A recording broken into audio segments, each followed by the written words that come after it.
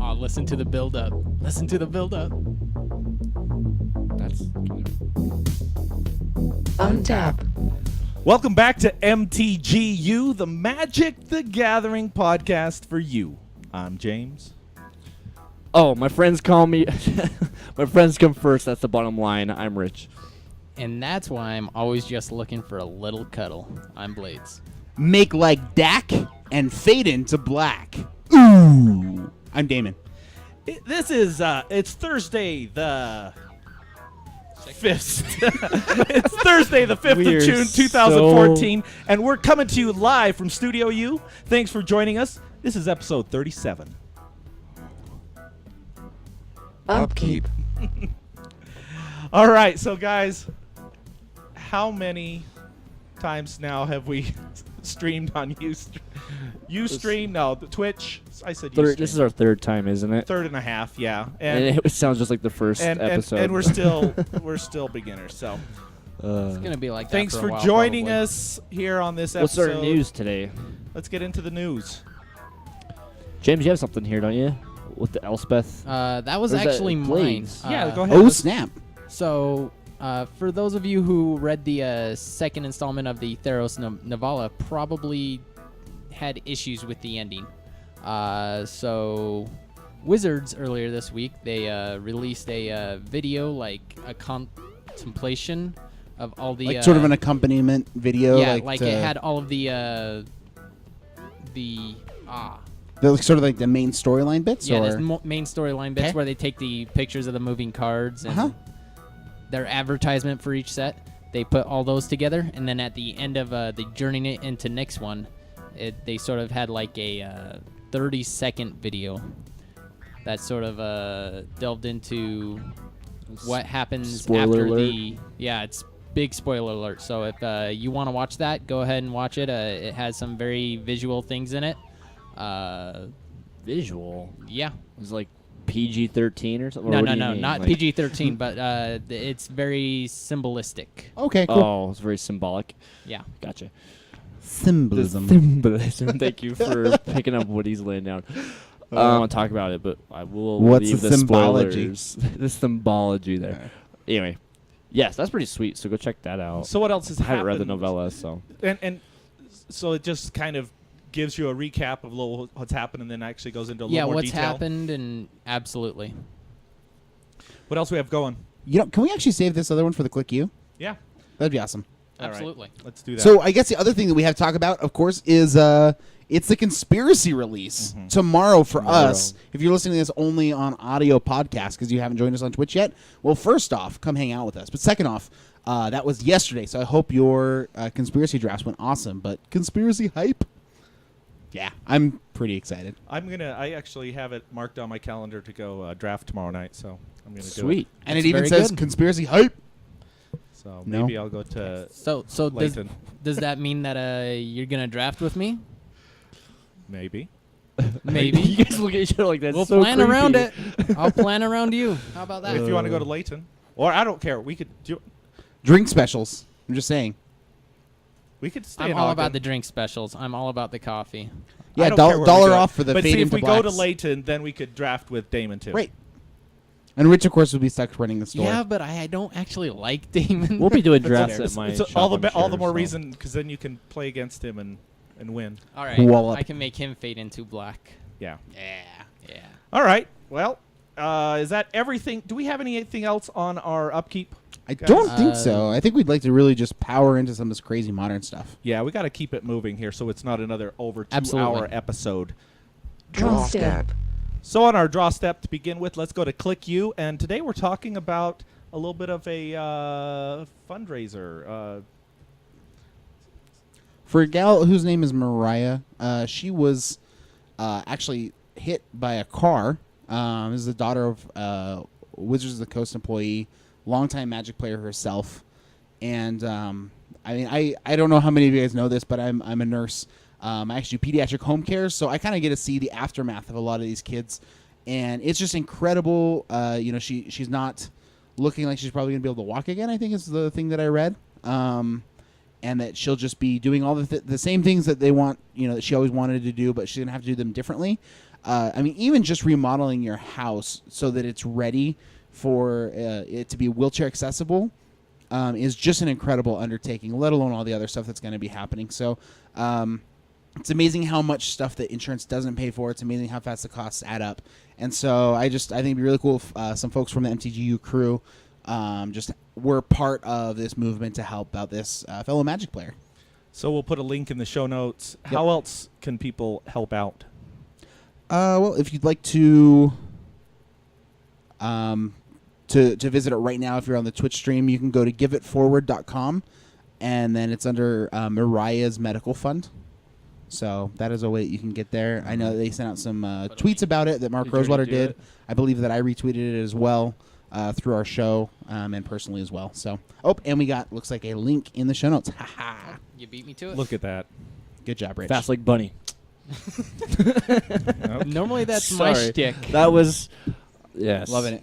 All right, so moving right Because along. bunnies hop fast. Yes, Totally. it sure is. That is totally why. Yeah. I Rich, tried what that. kind of card do you And got they're this week? constantly All sad right. about death, right? Do we have the cool, awesome Yeah, we do. Let's Darth Vader voice thing going on?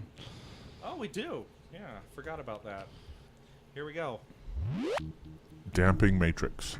Costs 3 colorless for a rare artifact. Ability text.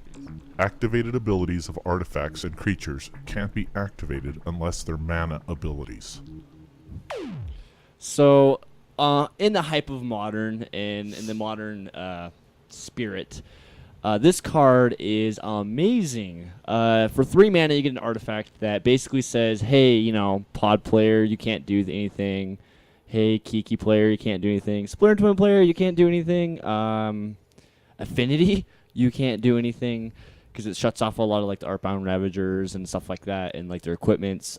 Just right now, this is $2 out of stock on Source City right now. And they're selling anywhere between $2 to $3 right now on eBay. And I think if you're playing a deck that doesn't require a lot of activated abilities of artifacts and creatures, this is amazing, right? Because it's kind of like a Stony Silence and a Linvala tied into one card, and you can put it in any deck because it's 3 colorless. It shuts down a lot of relevant decks out there right now, and I think that this should see some play in some sideboards, and it's awesome. Yeah, I feel like if you're playing, we talked last week a little bit about fair decks versus combo decks, which I think is, if you're going to kind of line up the decks in Modern, you can kind of put them in either of those 2 camps, and so I think you're going to find a lot more relevance for this sort of a card in your fair decks, right? Right. And the fact that it shuts down everything almost, you know what I mean? It's just so amazing. I mean, I For play 3 Splinter mana. Twin, and I see this card, and I get a little bit, I kind of want to poop my pants. And most people right now are actually bringing in. Thanks for that. A lot of people bringing in enchantment hate for the Stony Silence and things like that. For those decks, oh gosh, I can't talk about it right now. Affinity and things like that, you know what I mean? They're expecting the Stony Silences to come in, but when you bring in a Damping Matrix, it just kind of throws them for a loop a little bit, So I think it's really, really powerful, and it's definitely a card to look into picking up because they are out of stock on a bunch of different websites online. That means the price is going to just And they're increase. under the radar right Yeah, now. they're That's under the really radar, and they're picking up steam, so right now is the right time to pick it up. Okay, moving along. We have Blades today. Let's Doomwake Giant. Costs 4 colorless and 1 black for a 4/6 rare enchantment creature. That's not it. That is not it at all. Let me try that again. This one will lead to a One more Doomwake time. Giant, however. Come on and celebrate one more time. Let's try that again. Oh, yeah. On the dance Alright. floor. Okay. Double Stroke.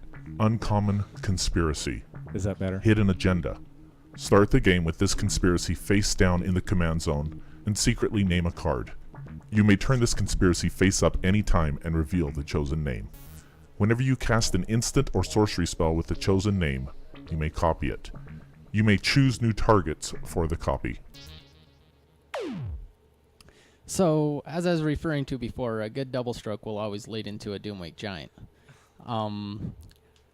I'm not too excited for Conspiracy, but I am excited for this card just because of the name. I'm all in it for the jokes, and I don't care what I pin this to. I just want to double stroke something. Fair enough. All right. Do with that So what you many will. layers. So many layers. So many layers. Because this card, Yeah! this card, it helps you Tower me. do so many things secretly, But yeah, they build. Okay, so in all seriousness, with none of the layers, this card is pretty good because it enables you to be able to double an awesome cool instant or sorcery. Like getting 2, removal spells out of one card is pretty sweet. That's actually quite good. Like for the hidden agenda abilities, like normally they add a little bit of value, like a +1/+1 counter. That's good, but this one where you get 2 spells out of it, that's super relevant. I actually really want to put this in my cube. Like I've mentioned this before, but I want a conspiracy themed cube, and I want to have ancestral visions, ancestral recall, and draw 6. So, and you don't have to pay the mana cost on this, right? I mean, this is right. This You don't. pays, You this just pays the the second mana one, yeah. cost. yeah. I mean, usually Blades doesn't get 2. He only gets 1 anyway. So Right. Yeah. So when I get 2 and 1 in each hand, Okay. I'm really happy. Here we go. it's awesome. Restoration Angel.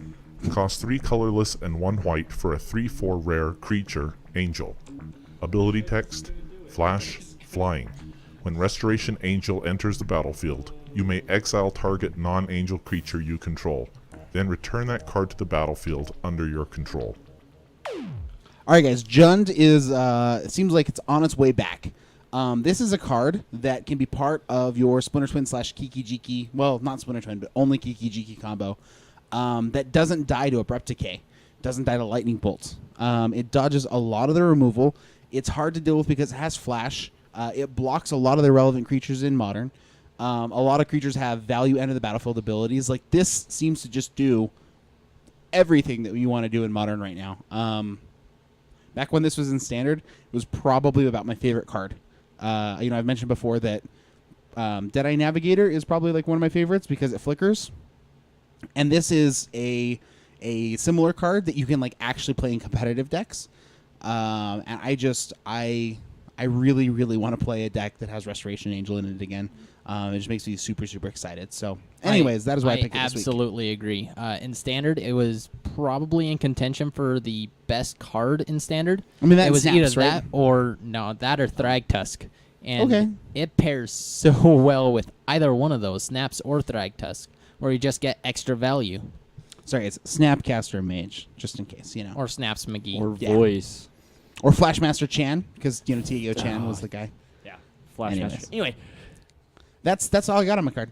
All right, me. Rapido. Oh, Hostility. I don't know why this. Cost 3 colorless and 3 red for a Hostility. 6/6 rare creature, Elemental Incarnation.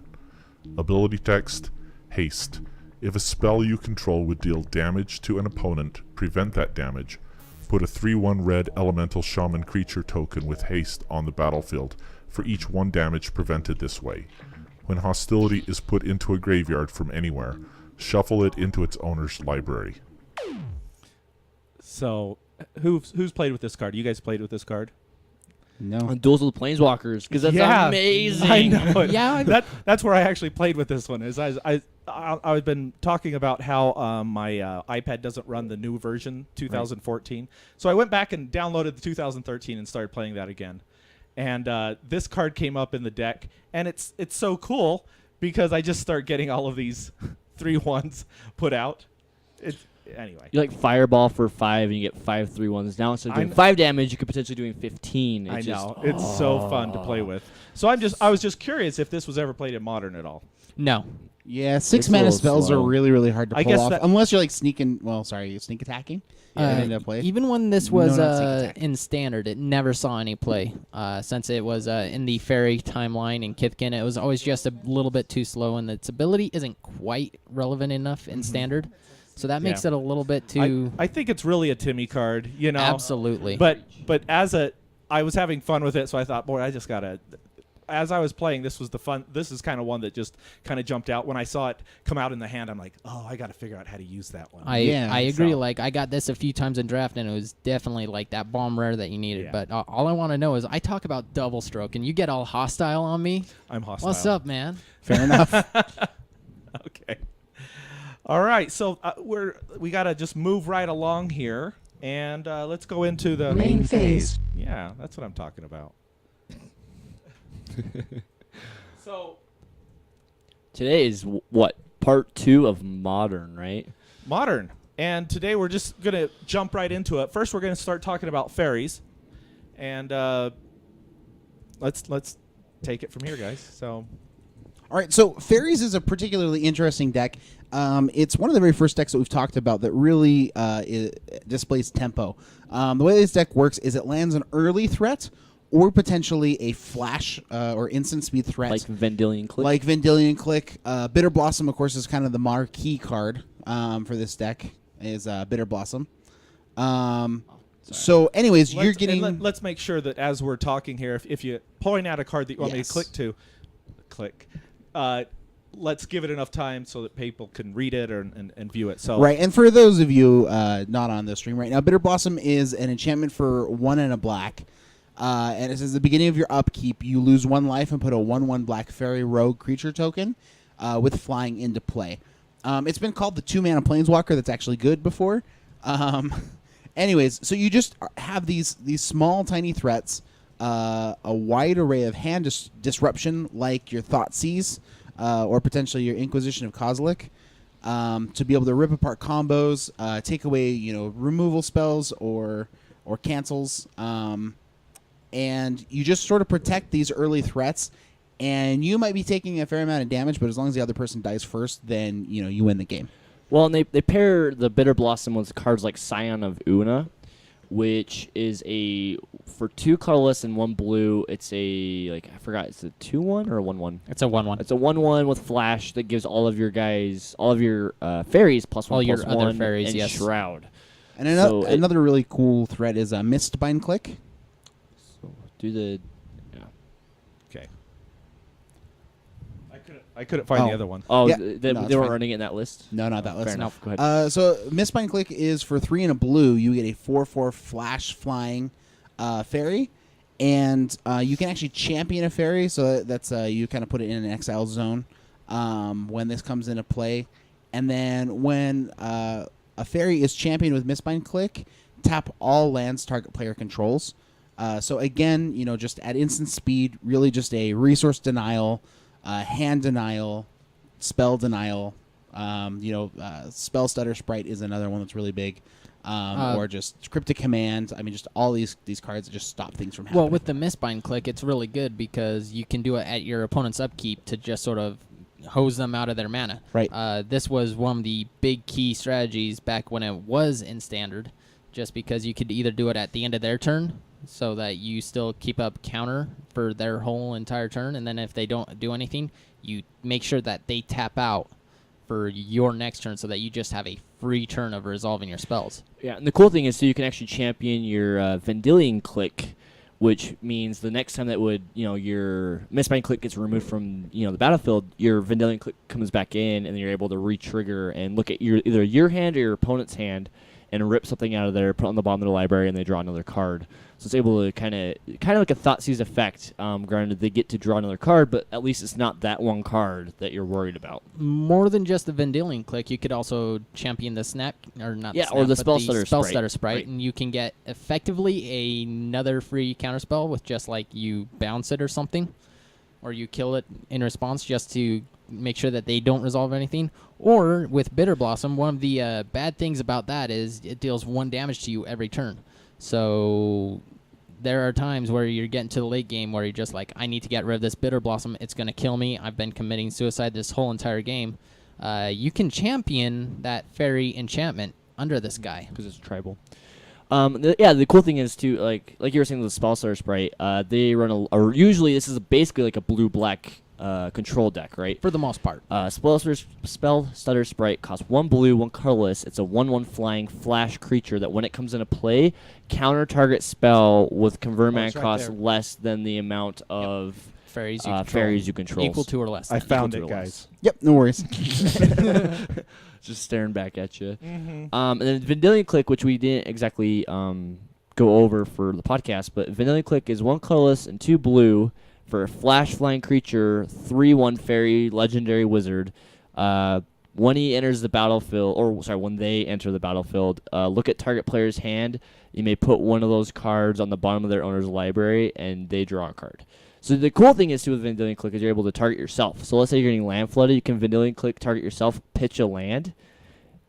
Or is it non-land spells? I forget. It's non-land. Is it non-land? No. Oh, it's not So land. just but if you're you're able to, if you don't have anything do- relevant, right? Like if you have too many, or if you have another Vanillion Clique in your hand, or like a better Blossom, you're able to tuck it and draw into maybe some more action.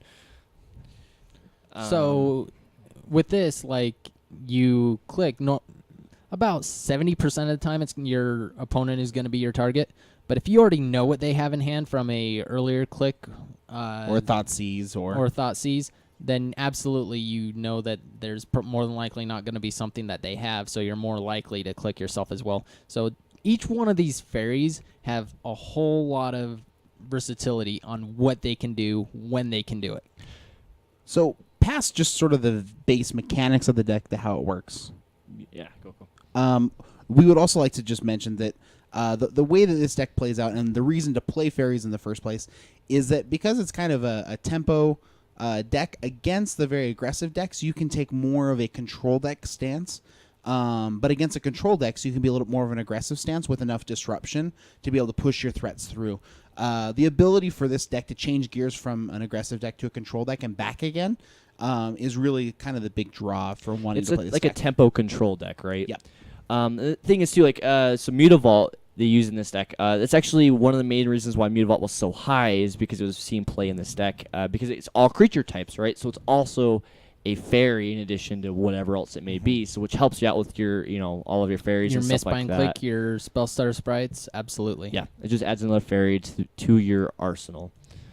So, and that's why we're really glad it got reprinted at M14. So. Yep, absolutely. Now, the one negative about this deck, for sure, is that tempo decks traditionally, when they fall behind, if they didn't land their early threat or their early threat gets removed, then it's really hard for them to claw back into the race. Yeah. We've talked about like how Drund is just a really attrition deck. Drund can fall behind and then be able to claw back in. But a deck like this, if they land an early fairy or two and then, things don't work out for them after that, it's a really rough time for them to be able to get back in. Yeah, they turn 2 Bitter Blossom is pretty key in this matchup, since you can just tap out turn 2, and then you don't have to tap out on your turn for the rest of the game just about.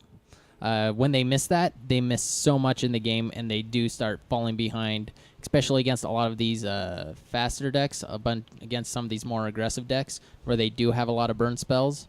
They can just sneak in that last little bit of damage. Yep. Do we have anything else to talk about, fairies? I think we're good. Yeah, Okay. Matchups? I no, mean, we we kind of talked pretty about like much touched on overarching. Yeah. Just Yeah. so they can switch gears, but are bad if they fall behind. So, Okay, so we're moving into blue, white, red control. All right. And I don't know, what are the key, where do we start here? What are the key cards in this deck? Just about everything. Pretty much just all of your cheap spells If are you- just to keep your opponent out of the game and just to get you into the late game. Get you into around 6 mana range. That way you can just start activating your Colonnade and getting in there. Activating your Colonnade. Let's see. So you can get in there, and that's more than likely going to be your win con. In the list we've got posted right now, they have their only creatures posted as 4 Snapcaster Mage. He's just a value spell. He gets you extra value so that you can tap out for him, and you can path. You get extra paths. You get extra bolts. Okay, so this is Blades' pet deck. Just letting you know, this is Yeah. the deck he This has typically been my plays. deck in Modern. Yes. So we're gonna let him kind of. I've been playing it for the past year or so. It started to fall a little bit out of favor in the last few months since the combo decks sort of get there a little bit more. It varies quite a bit between what it can do, and depending on the metagame, it can either go for more of a counter-heavy base or more of a creature removal base. If you see Sean McLaurin's list that he won the Pro Tour with, that one was a little bit more geared towards a creature setup, and I'm sure he had a lot of good creature matchups since he had a lot of bolts, paths, and lightning helix.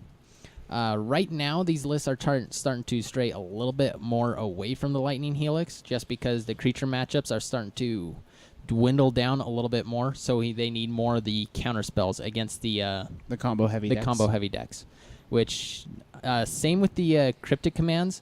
Against the combo heavy decks, you do want the counter spells, but the cryptic commands are a bit of an expensive counter spell, to where you do want more cheaper counter spells than just one big heavy counter spells. So you ran over a whole bunch of cards really quickly, and James was not able to keep up. I totally did. So let's talk I about. get excited. I'm sorry. Absolutely. So Totally let's fine. talk a little bit about the early game for this deck. They want to use things like Path to Exile, or which is for 1 white mana, exile a creature, or perhaps Lightning Bolt for 1 red mana.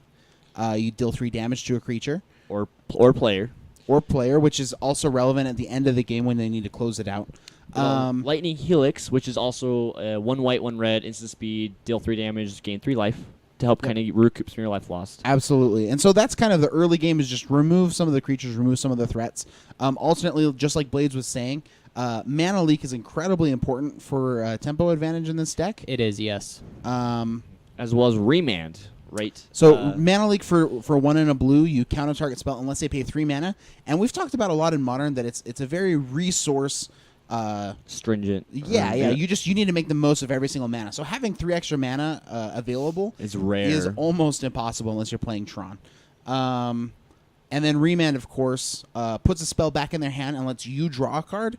And it seems kind of bad to have to counter the same spell again or deal with it again later.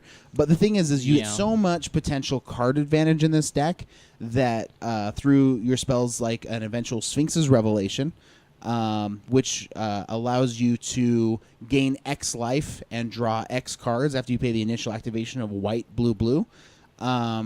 Which we think that Sphinx's Revelation is amazing in Standard already as it is. And, I mean, it basically allows control players to be lazy and just sit around Sphinx until they don't is out die. of a situation. But in Modern, even Sphinx's Revelating for 2 cards is super Because powerful. each card is so powerful, right? Absolutely, and in the Modern format, it's also a much faster environment than the current Standard that we have, where we have a lot of mid-range decks right now. So Revelation is slightly less good in this list. That's why they are only playing 2 copies compared to the 4 that you see in Standard.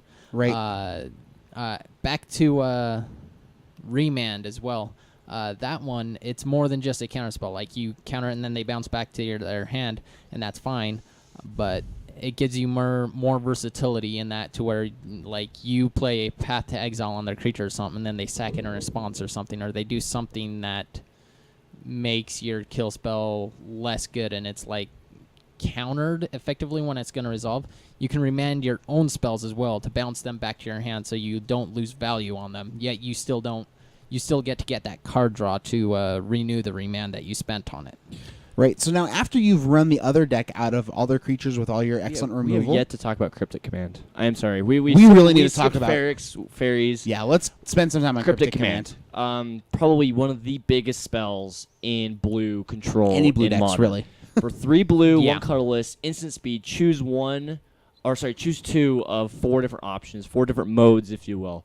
Counter target spell, draw a card, tap an opponent's creatures, and the 4th one, return a permanent back to its owner's hand. Cryptic Command is amazing in the fact that you're able to, for 4 mana, do 2 different things. Countering a spell is always great, but also being able to draw a card outright is amazing. Enabling you to be able to tap your opponent's creatures so that you don't take a bunch of damage is also really great. And if your opponent's even getting land screwed, you can bounce back lands back to their hand. There's so many different options available to you with this card that there's almost an infinite amount of play with it. Absolutely. Like, I've been harping a little bit on versatility, and this one gives you all of it. It is the Swiss Army knife of the deck. It is the Swiss Army knife. Now, Absolutely. as far as winning the game, kind of our 2 win conditions really seem to be the first one, a Johnny Vengeant. Sorry, not the primary, but this is sort of the backup plan. He's a planeswalker for 2 red-white. His plus mode is target permanent doesn't untap, so you can mana screw people or keep him out of creatures. His -2 is deal lightning helix essentially. Deal 3 damage and gain 3 life. And then the big one is that he can destroy all lands that a target player controls. Which we had And talked it's about this guy with pretty the hard to Jundi come back. list, Yeah, right? yeah, he's pretty good in this deck. He's not really a win con. He's more like shenanigans. We're getting there. Yeah.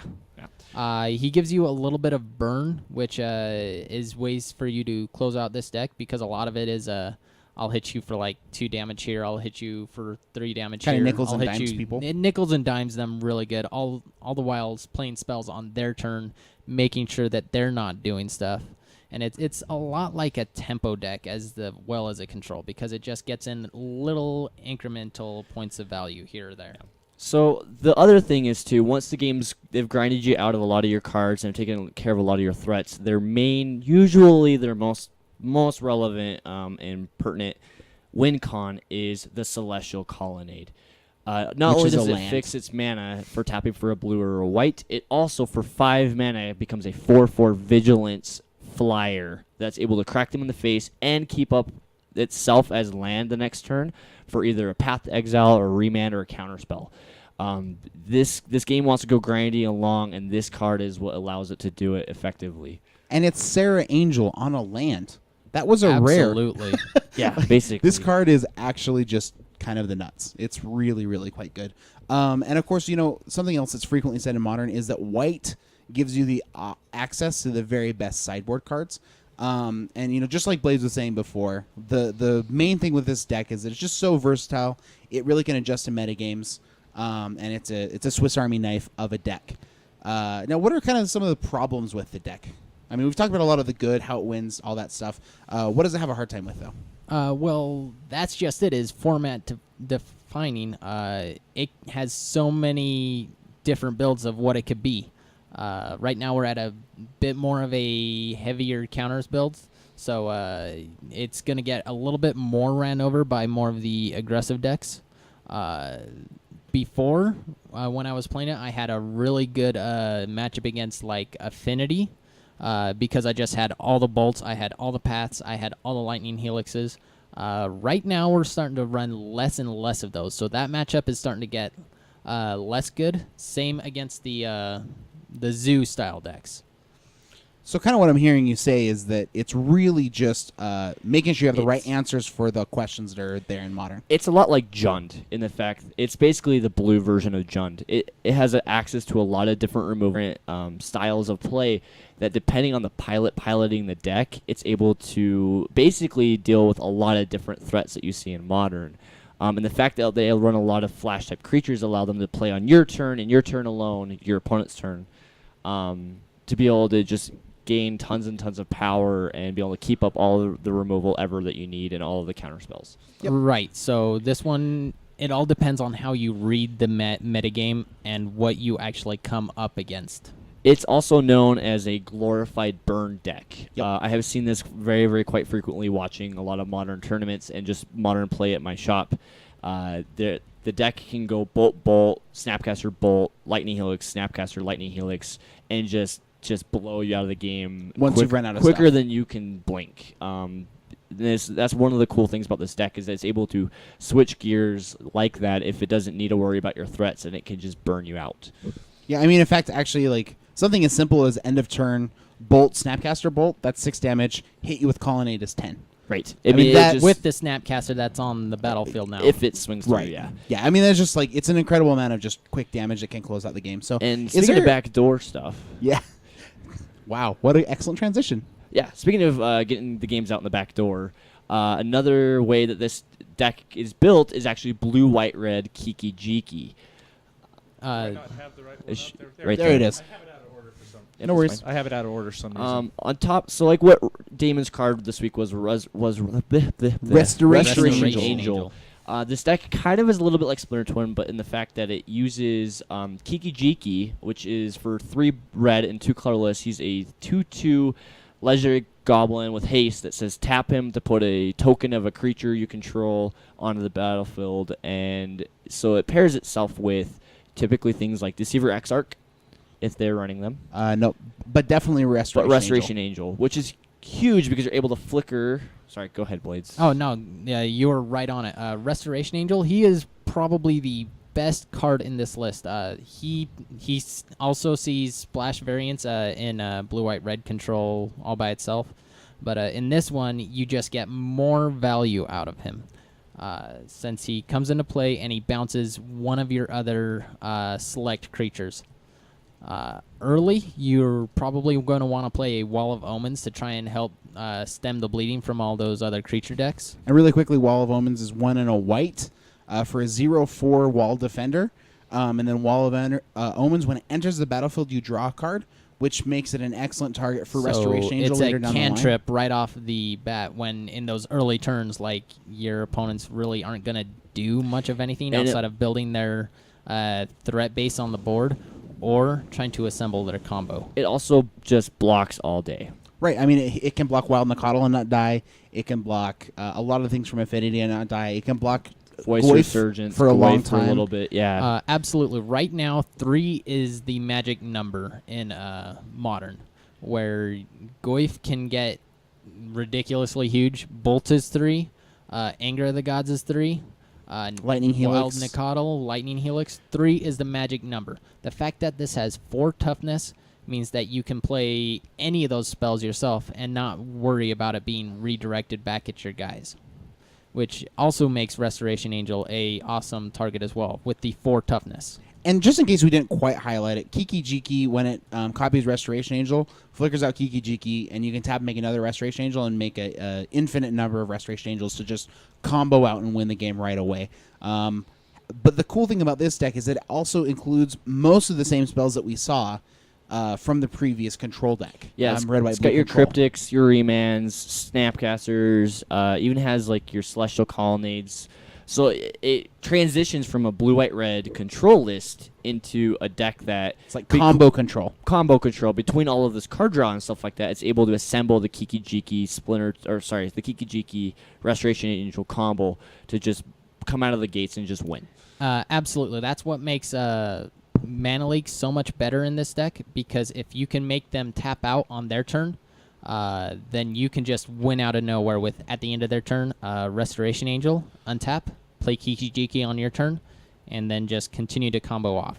And the cool thing is, too, Kiki-Jiki, even if you do not have the Restoration Angel online, you're able to actually just copy your Wall of Omens to net yourself some cards, or your Snapcaster Mages to be able to get some value out of your bin and be able to keep on tempo. I have a question. So Yeah. you were saying Kiki-Jiki can copy Restoration Angel infinite number of times. Yes. Where do you get the mana for this? So, what do you mean? Okay, so what happens is... Maybe go ahead and run through it. 'cause Kiki-Jiki I'm will slow. tap and target your Restoration Angel. Restoration Angel will then will have a copy come into play. The Restoration see. Angel will come in and flicker Kiki-Jiki, and because it has haste, it's able to Tap tap and make another again copy. and make another copy of Restoration Angel. And because all the tokens created with Kiki-Jiki have haste, swing Oh. for infinite amount of damage, kill you. Oh, okay. So it's just you have to have Kiki-Jiki out first. I guess it. I think. In either order. The idea, though, is that when Kiki-Jiki gets exiled and re-enters the battlefield, he's re-entering the battlefield untapped. And then he's able to tap again because he has haste. Oh, okay. Oh, I Right. see. All right, So- because he has haste. I got it. Yep. Yep. So, and, he's really can be just a value creature, copying things like Snapcaster Mage, like Rich just said. Vendilion Clique is your one of. And just really just net you some random value. In fact, he can do all kinds of cool stuff. He's all about the random value. It feels a little bit bad to pay 5 mana just to get an extra Snapcaster Mage or an extra whatever from then on. So if you're playing him to do one of those shenanigans and not win the game off of Restoration Angel, it feels a little bit bad. But you got to do what you got to do, and if you got no other choice, it's not a terrible plan. Yeah. But the biggest part on this deck and a lot of our other combo decks coming on is turn 4. Yep. As soon as you hit turn 4, their combos are live. A lot of them just come out of nowhere and get you. Like they play something at the end of their turn, they untap, they play their next thing, and they combo off. So you tapping out is really important to keep your mana up and just know that, hey, they are threatening you, even if it doesn't look like they're threatening you in this format. Yep, So, absolutely. speaking of infinite combos, is this a good segue? Yeah, I think so. Rich is Yeah. all full of segues tonight. Speaking of infinite combos, the next deck we're going to talk about is actually Blue-Red Twin, which is a much more simplified version of what this this Kiki-Jiki Yep. deck wants to do. The base of the deck is they want to stick a 4-mana costing enchantment, Splinter Twin, on... Where's Splinter Twin at? So it's at the bottom of the Splinter list. Twin. It costs 2 red and 2 colorless for an enchantment aura that enchant creature. Enchant creature has tapped to put a token of itself into play, and that token gains haste. So what the idea is they take a Splinter Twin card and they pair it up with Deceiver Exarch. Exarch. Is that a good segue? Yep. Was it? Yeah, absolutely. So Deceiver Exarch is for 2 and a blue. You get a 1/4 guy that when with flash that when he enters the battlefield, you can untap or tap a target thingy. So what he does is when the new Deceiver Exarch enters the battlefield, he goes back and untaps the original copy, allowing you to tap the original Deceiver Exarch with the Splinter Twin on it, making another copy of Deceiver Exarch, untapping the original copy. And you just do that ad nauseum until you have an unbounded amount of Deceiver Exarchs. The other card that they also play is Pestermite. And for the same amount of mana, he's a 2/1 flyer. Which, don't they use this in blue-black Faeries on occasion? On occasion. They did back in a standard every once in a while. He wasn't a staple, but they don't really use him so much. But I know that this is the deck that Damon's championing right now. Yeah, this is the one that I'm really big on right now. It's been a lot of fun to play. It's really cool to just randomly win on turn 4. If you're not stopped. And then there's also some cool backup plans built into the deck, although not nearly the kind of contingency that's existent in blue, white, red Splinter Twin. This one is definitely more focused on always hitting the combo on turn 4 or turn 5. Yeah, and if you notice, the Deceiver Exarch is 4 of, where Pestermite is 2, when they almost do the same thing. The reason for this is the 4 toughness again. Definitely. Where 3 is the key number, 4 is so huge. Yeah, it stays out of bolt, it stays out of electrolyze range, whereas Pestermite dies to a lot of those things, correct? Absolutely, yes. And now this deck also uses a lot of cantrip type effects, again, like remands, things like that, but it also uses Serum Visions, which is 1 blue sorcery for, it says draw 1 card and then scry 2. So the idea is it kind of digs through its deck just a little bit more than the other combo decks that we've talked about to try to assemble this combo so that it's able to combo off a little And what bit Serum quicker. Vision says is draw a card. I said that. Oh, you did? Okay, Yeah, it's my bad. scry- I'm scry sorry. 2. Yep, absolutely. And so the idea is it's just it's a red-blue list that just tries to assemble this combo, and it also can kind of turn into a kind of burn deck. Not nearly as effective as like the blue-white-red control like we had talked about earlier, right? Right. But it's a little bit more all in on the combo, and that's typically how it just wants to win. Some new tech that's happened. We talked about cantrips. One of the neat ones right now is Twisted Image. It's kind of exciting. Owen Turtenwald is kind of a champion of this particular card. It says for 1 blue mana, switch target creature's power and toughness until the end of turn and draw a card. One of the best cards against this deck is the card Spellskite, which this deck interestingly also plays itself. So Spellskite's up in the creatures. James? Which one? Spellskite? Sorry. Yeah, no worries. I was looking at the chat. Spellskite. Yep, it's a creature. So I the gotta cool thing about pay attention. Spellskite is that he is a 2 mana 0/4 that can allow you to change the target of an instant or sorcery towards himself, or sorry, an ability. Target this of a spell or ability to himself, and so if you're trying to suit up your Deceiver Exarch with the Splinter Twin, you can redirect that to the Spellskite instead, and your opponents can do that as well. Or if you have your own Spellskite and you have your Deceiver Exarch out, and somebody tries to Path of Exile your Deceiver Exarch, then you could redirect that to your spell guide, so it allows you to protect your own combo. The problem is when people play this card against you, it's just hard to kill because it's out of lightning bolt range, and so you can use Twisted Image to reverse its power and toughness to give it 0 toughness, and it kills itself based on state-based effects. And then against decks like Birthing Pod, you know, they have Birds of Paradise, which is a 0/1, which becomes a 1/0. They have Wall of Roots, which dies. They have is Noble Hierarch a 0/1? Yeah, Yes. Noble Hierarch dies. It also has. I mean, there's actually kind of a lot of creatures right now in Standard that can die if their power and toughness gets reversed. So that's kind of cool. And I just said Standard, but I meant Modern. Anyways, so that Twisted Image is kind of some fun tech. I don't know that it's necessarily as right as a 3 of. Though this is the deck that an exact copy of the deck that Owen Trentwald recently played. But I like it as maybe a couple of. So. And so with the cantripping type effects, You're just trying to search for that combo. Just another, dig. Another really big combo deck, right? Well, did you guys talk about Yep, what I- it goes Oh, sorry. good and bad against? So the one thing that Splinter Twin has a huge problem with are cards like Thoughtseize and Inquisition of Kozilek. You know, these cards... Spellskite. Yeah, Spellskite. Things that rip cards out of your hand. Because you don't have as many copies of these Go Infinite spells, it's just really tough when you have one of those in your hand and it gets pulled out of your hand, and now you're playing kind of subpar creatures against maybe other decks that have really good creatures. So that's the one big problem. Can we do Tarmo Twin in the chat? So the Tarmo Twin is a rug variant of Splinter Twin that uses Tarmogoyf because he's just so good. And that deck's main plan is just to beat people in the face, and if they ever decide to tap out to deal with your Tarmogoyf, then you have the option to just combo out and kill them randomly. So it's a lot more tempo-oriented rather than being combo first. Is really the big difference. The list, honestly, the mana base is a little bit different, but almost all the spells in the list are the same.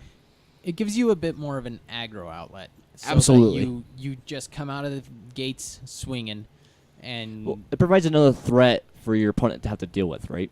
absolutely. So where your Splinter Twin is probably going to be a little bit more of a backdoor victory. You still get those free wins from it, but they have to do something. They can't just sit back and like they normally would play against this deck. Yeah, absolutely. Another card that really wrecks these Splinter Twin decks are actually Abrupt Decay, because most of the things that they're trying to enchant are 3 or less CMC. And it can't be countered. Which so is it's really another rough. benefit of playing the blue-white-red Kiki list, is because all your stuff doesn't get hit by that. I mean, it still gets hit with a lot of other removal, but it's just one less thing to worry I'm about. actually right now, even though I've been playing a lot of blue-red Splinter Twin, I'm actually looking right now at maybe transitioning into a blue-white-red version. So. Another thing that the Tarmo Twin has an advantage of over the regular like blue-red Splinter Twin list is the fact that you're able to play like Scavenging Ooze, which kind of nets you back some of your life, right? And also kind of rips out some of the spells for the Snapcaster mages and things like that. And also opens up a lot of different sideboard options available to you as well. So. Yeah, like Ancient Grudge. Against the Affinity matchup, Yeah. a lot of times they just try to outrace you to where you don't in red and green, there isn't too many super effective artifact removal. You got Shattering Spree, but that's at instant speed, and where Affinity can just drop their whole hand in one turn, animate a man land, and then swing for a lot, which happens quite a bit. That sorcery speed is probably going to hurt you quite a bit. Ancient Grudge, it really gets you the option to really pinpoint those important artifacts that you just need to get rid of.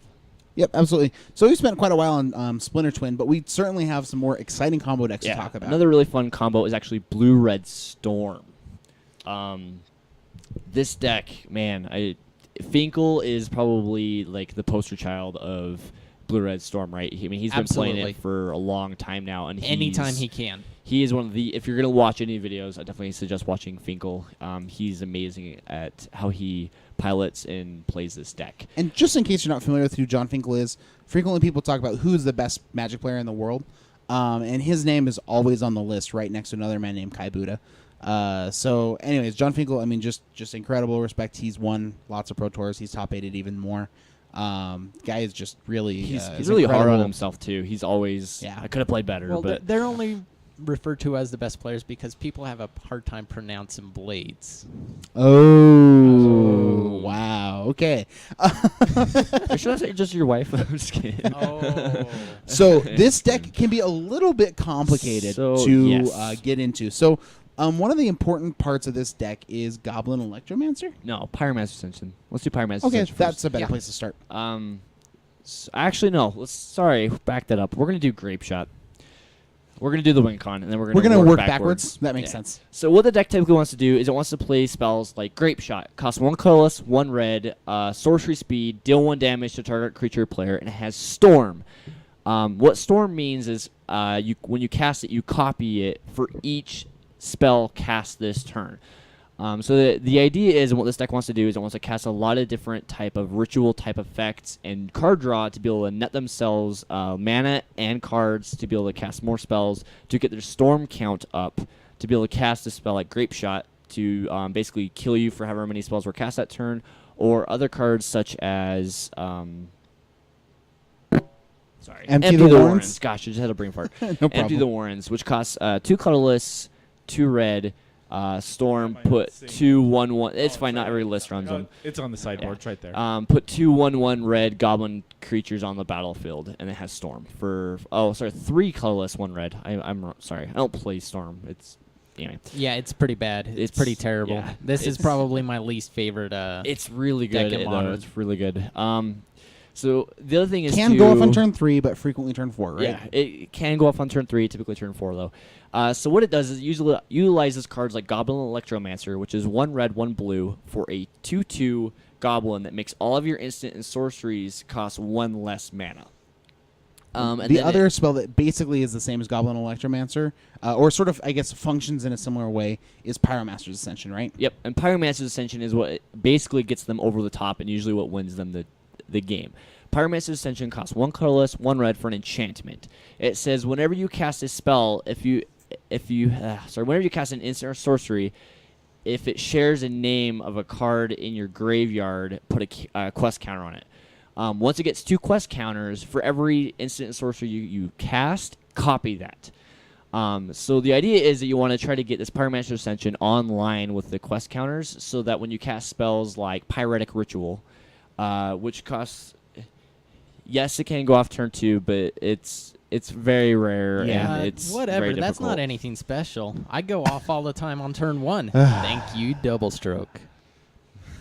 So it uses spells like Pyretic Ritual, which costs 2 mana, And 1 give red, you 1 3 colorless, red. to add 3 red, and it also uses Manamorphose? No, we could do Manamorphose, but it Sure. also uses Desperate Ritual, Yep, Desperate Ritual, sorry. which is another one that costs 1 red, 1 colorless, and adds 3 red mana. And so it uses these to produce mana, and then it also uses Manamorphose, which is 1 colorless, 1 hybrid red-green that adds 2 mana of any color that you would like, and you draw a card. So the idea is you produce tons of red mana, and then you use this Manamorphose to kind of filter your lands so you can get some of your blue mana to cast your blue spells, and while also producing getting a cantrip to produce card advantage. And with the blue mana, it also typically uses things like we just talked about in Blue-Red Twin, Serum Visions, because it's able to draw through the deck, scry, get away some of those lands and things like that. And then it also uses things, Serum Visions. I'm going to wait, pause for effect. To kind of draw through their deck and set up their draws so that they can also use cards like Sleight of Hand, another 1 blue spell that draws them a card. Look at the top 2, put 1 in your hand, put 1 on the bottom of your library, right? Yep. Yeah. And then also get Gitaxian Probe, which they can pay with either a blue mana or a Phyrexian. It's a Phyrexian mana symbol, so you're able So to you can pay play 2 2 life life. or a blue. Look at your opponent's hand, and then you draw a card. Got it. That's really more. Sometimes this is used to see if they're able to go for the combo to go off, or just to pay the 2 life to get a cantrip to increase their storm count. Now, when it's all said and done, this deck's already been neutered. They got rid of the Seething Song. Seething Songs, which was a huge anthem effect, or sorry, not anthem, ritual effect for this deck.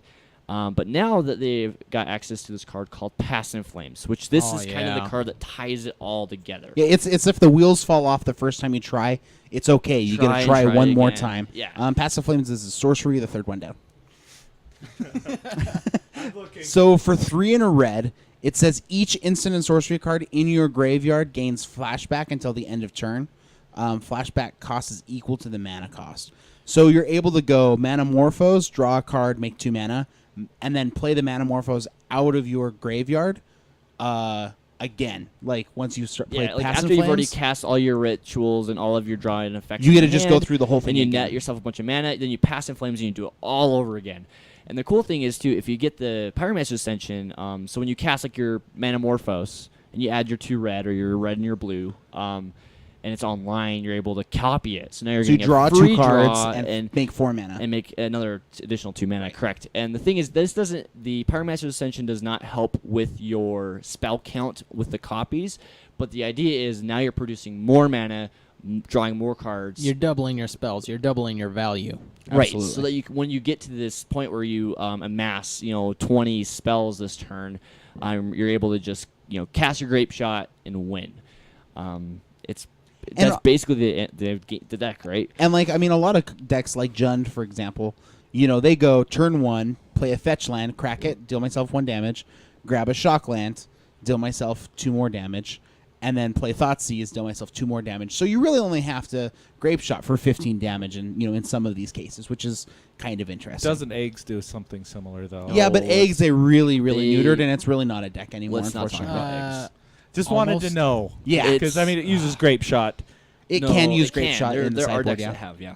Yeah. Okay. Because people bring in like Stony Silence, and then they're like, oh, that was Yeah. fun.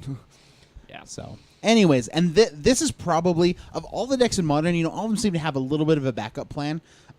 There really is no backup plan other than trying to storm off again for Storm, right? You can't just bolt somebody to death. Usually, you can't just play. You're probably not going to beat somebody to death with Goblin Electromancer. And that's why, like, game 1, the idea is that you storm off and you win, right? And then game 2, that's why a lot of these decks will run, like, Empty the Warrens, is because they understand that, they're going to not always get the Grape Shot. They're going to have to, cut themselves short to try to just get a board of creatures and then kill you down with that. But I've seen in a lot of these lists, they actually transform into a blue-red Splinter Twin list, which is pretty interesting because you're going to net yourself this mana and some of these cards, get into the Splinter Twin combo, and then go from a blue-red Storm after they bring in all their Storm hate into now you're playing Splinter Twin. Yeah, that's definitely transformational possible. sideboard. It's a little bit more rare to see than the normal one because playing this against an opponent who is not as comfortable Savvy? with it. Okay. Yeah, savvy. They're going to sideboard out all of their creature removal, all of their Wrath of God effects, all of their Anger of the Gods. And when they do that, you sideboard into your Empty the Warrens. This is huge so that they just resolve and Empty the Warrens, and they don't win the turn that they go off. They just win a turn or two out later. Right, and what's cool is if it has to go to game 3, then you go to your sideboard again, and now your opponent doesn't know. Did you go back to Grape Shot? Did you keep Empty the Warrens? Are you a little bit of both? It's really, really hard I would to know. think you'd keep both of them in, both of the win cons, but the just deck to still see needs to be able to them capture more. it through itself. So. Yeah, and this deck is actually able to kind of grind out the game with the Empty the Warrens. Yes, to absolutely. Create a board of blockers so you can draw it out and stuff like that, and then typically bring in bolts to get rid of things like Aethersworn Canonist, just because Aethersworn Canonist stops them from being able to do their combo. So it's able to transition and go a little bit late game, but the later the game goes, because they're not producing a board state, a little bit harder for them to be able to win. Absolutely. There's circumstances where they're able to like Lightning Bolt with an Ascension online and get 6 damage, Pass in Flames, Lightning Bolt again, that's 12 damage. Like there's circumstances where that happens, but typically this deck just wants to try to win with Grape Shot and then not have to go grindy. Right. Yep. So soft to hand disruption. very soft to hand disruption. Other than that, it's a pretty straightforward deck. Yeah, It wants to it win just doing wants to this. sit there and do its own thing and ignore the opponent. That's if you feel like potentially you get kind of psyched out, but you're really mathy. I feel like you could just sit down and never look at your opponent and just wait for them to tell you to go. And then just try to storm out and then go, did I kill you? And then they say yes or no, and then you go for it. You know, like it's a deck where you really could just kind of play with yourself and go for it. So Usually you just goldfish it, right? Back you to just double play it. stroke. Yeah. Well, we're not going to go The there. episode. Can we just... yeah. So speaking of crazy combo decks, This is, I guess, combo. It's combo, but it's not combo. Right. So a fellow by the name of Jun Park just won with Scapeshift. Now this Grand deck, Prix Minneapolis. Yep, at Grand Prix Minneapolis. Now this is a deck that has been kind of on the verge of being really cool, but has never quite like posted like a huge win or anything like that. And It has in years past, but it's because the meta is kind of getting to a point now where it's able to I feel like be- it was constantly at the edge of being like Yeah, something it's like awesome. fringe. Very, yeah, very yeah. It was and now it's like in the 1.5, spotlight yeah. for sure. So what does Scapeshift want to do? Let's talk about Scapeshift and talk about the main card. So a lot like Storm, it wants to ignore its opponent. It just wants to do its own thing. It wants to ramp up using spells like Sakura Tribe Elder. Well, so yeah. Let's talk about Scapeshift really fast, just so we're clear about what the main card does. Yeah. So for 2 and green. By the way, I apologize. In our list, it says that we play 6 remand, which we all would love to do. Anyways, How did that happen? so Scapeshift says for 2 colorless and green, sacrifice any number of lands and search your library for that many land cards. Put them into play tapped, then shuffle your library.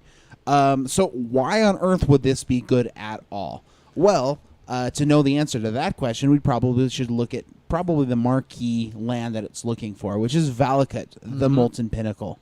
So Valakut says, whenever a mountain enters the battlefield under your control, if you control at least 5 other mountains, you may have Valakut, the Molten Pinnacle, deal 3 damage to target creature or player. So when all those lands are entering the battlefield, they all look at each other and say, yes, there's 5 of us.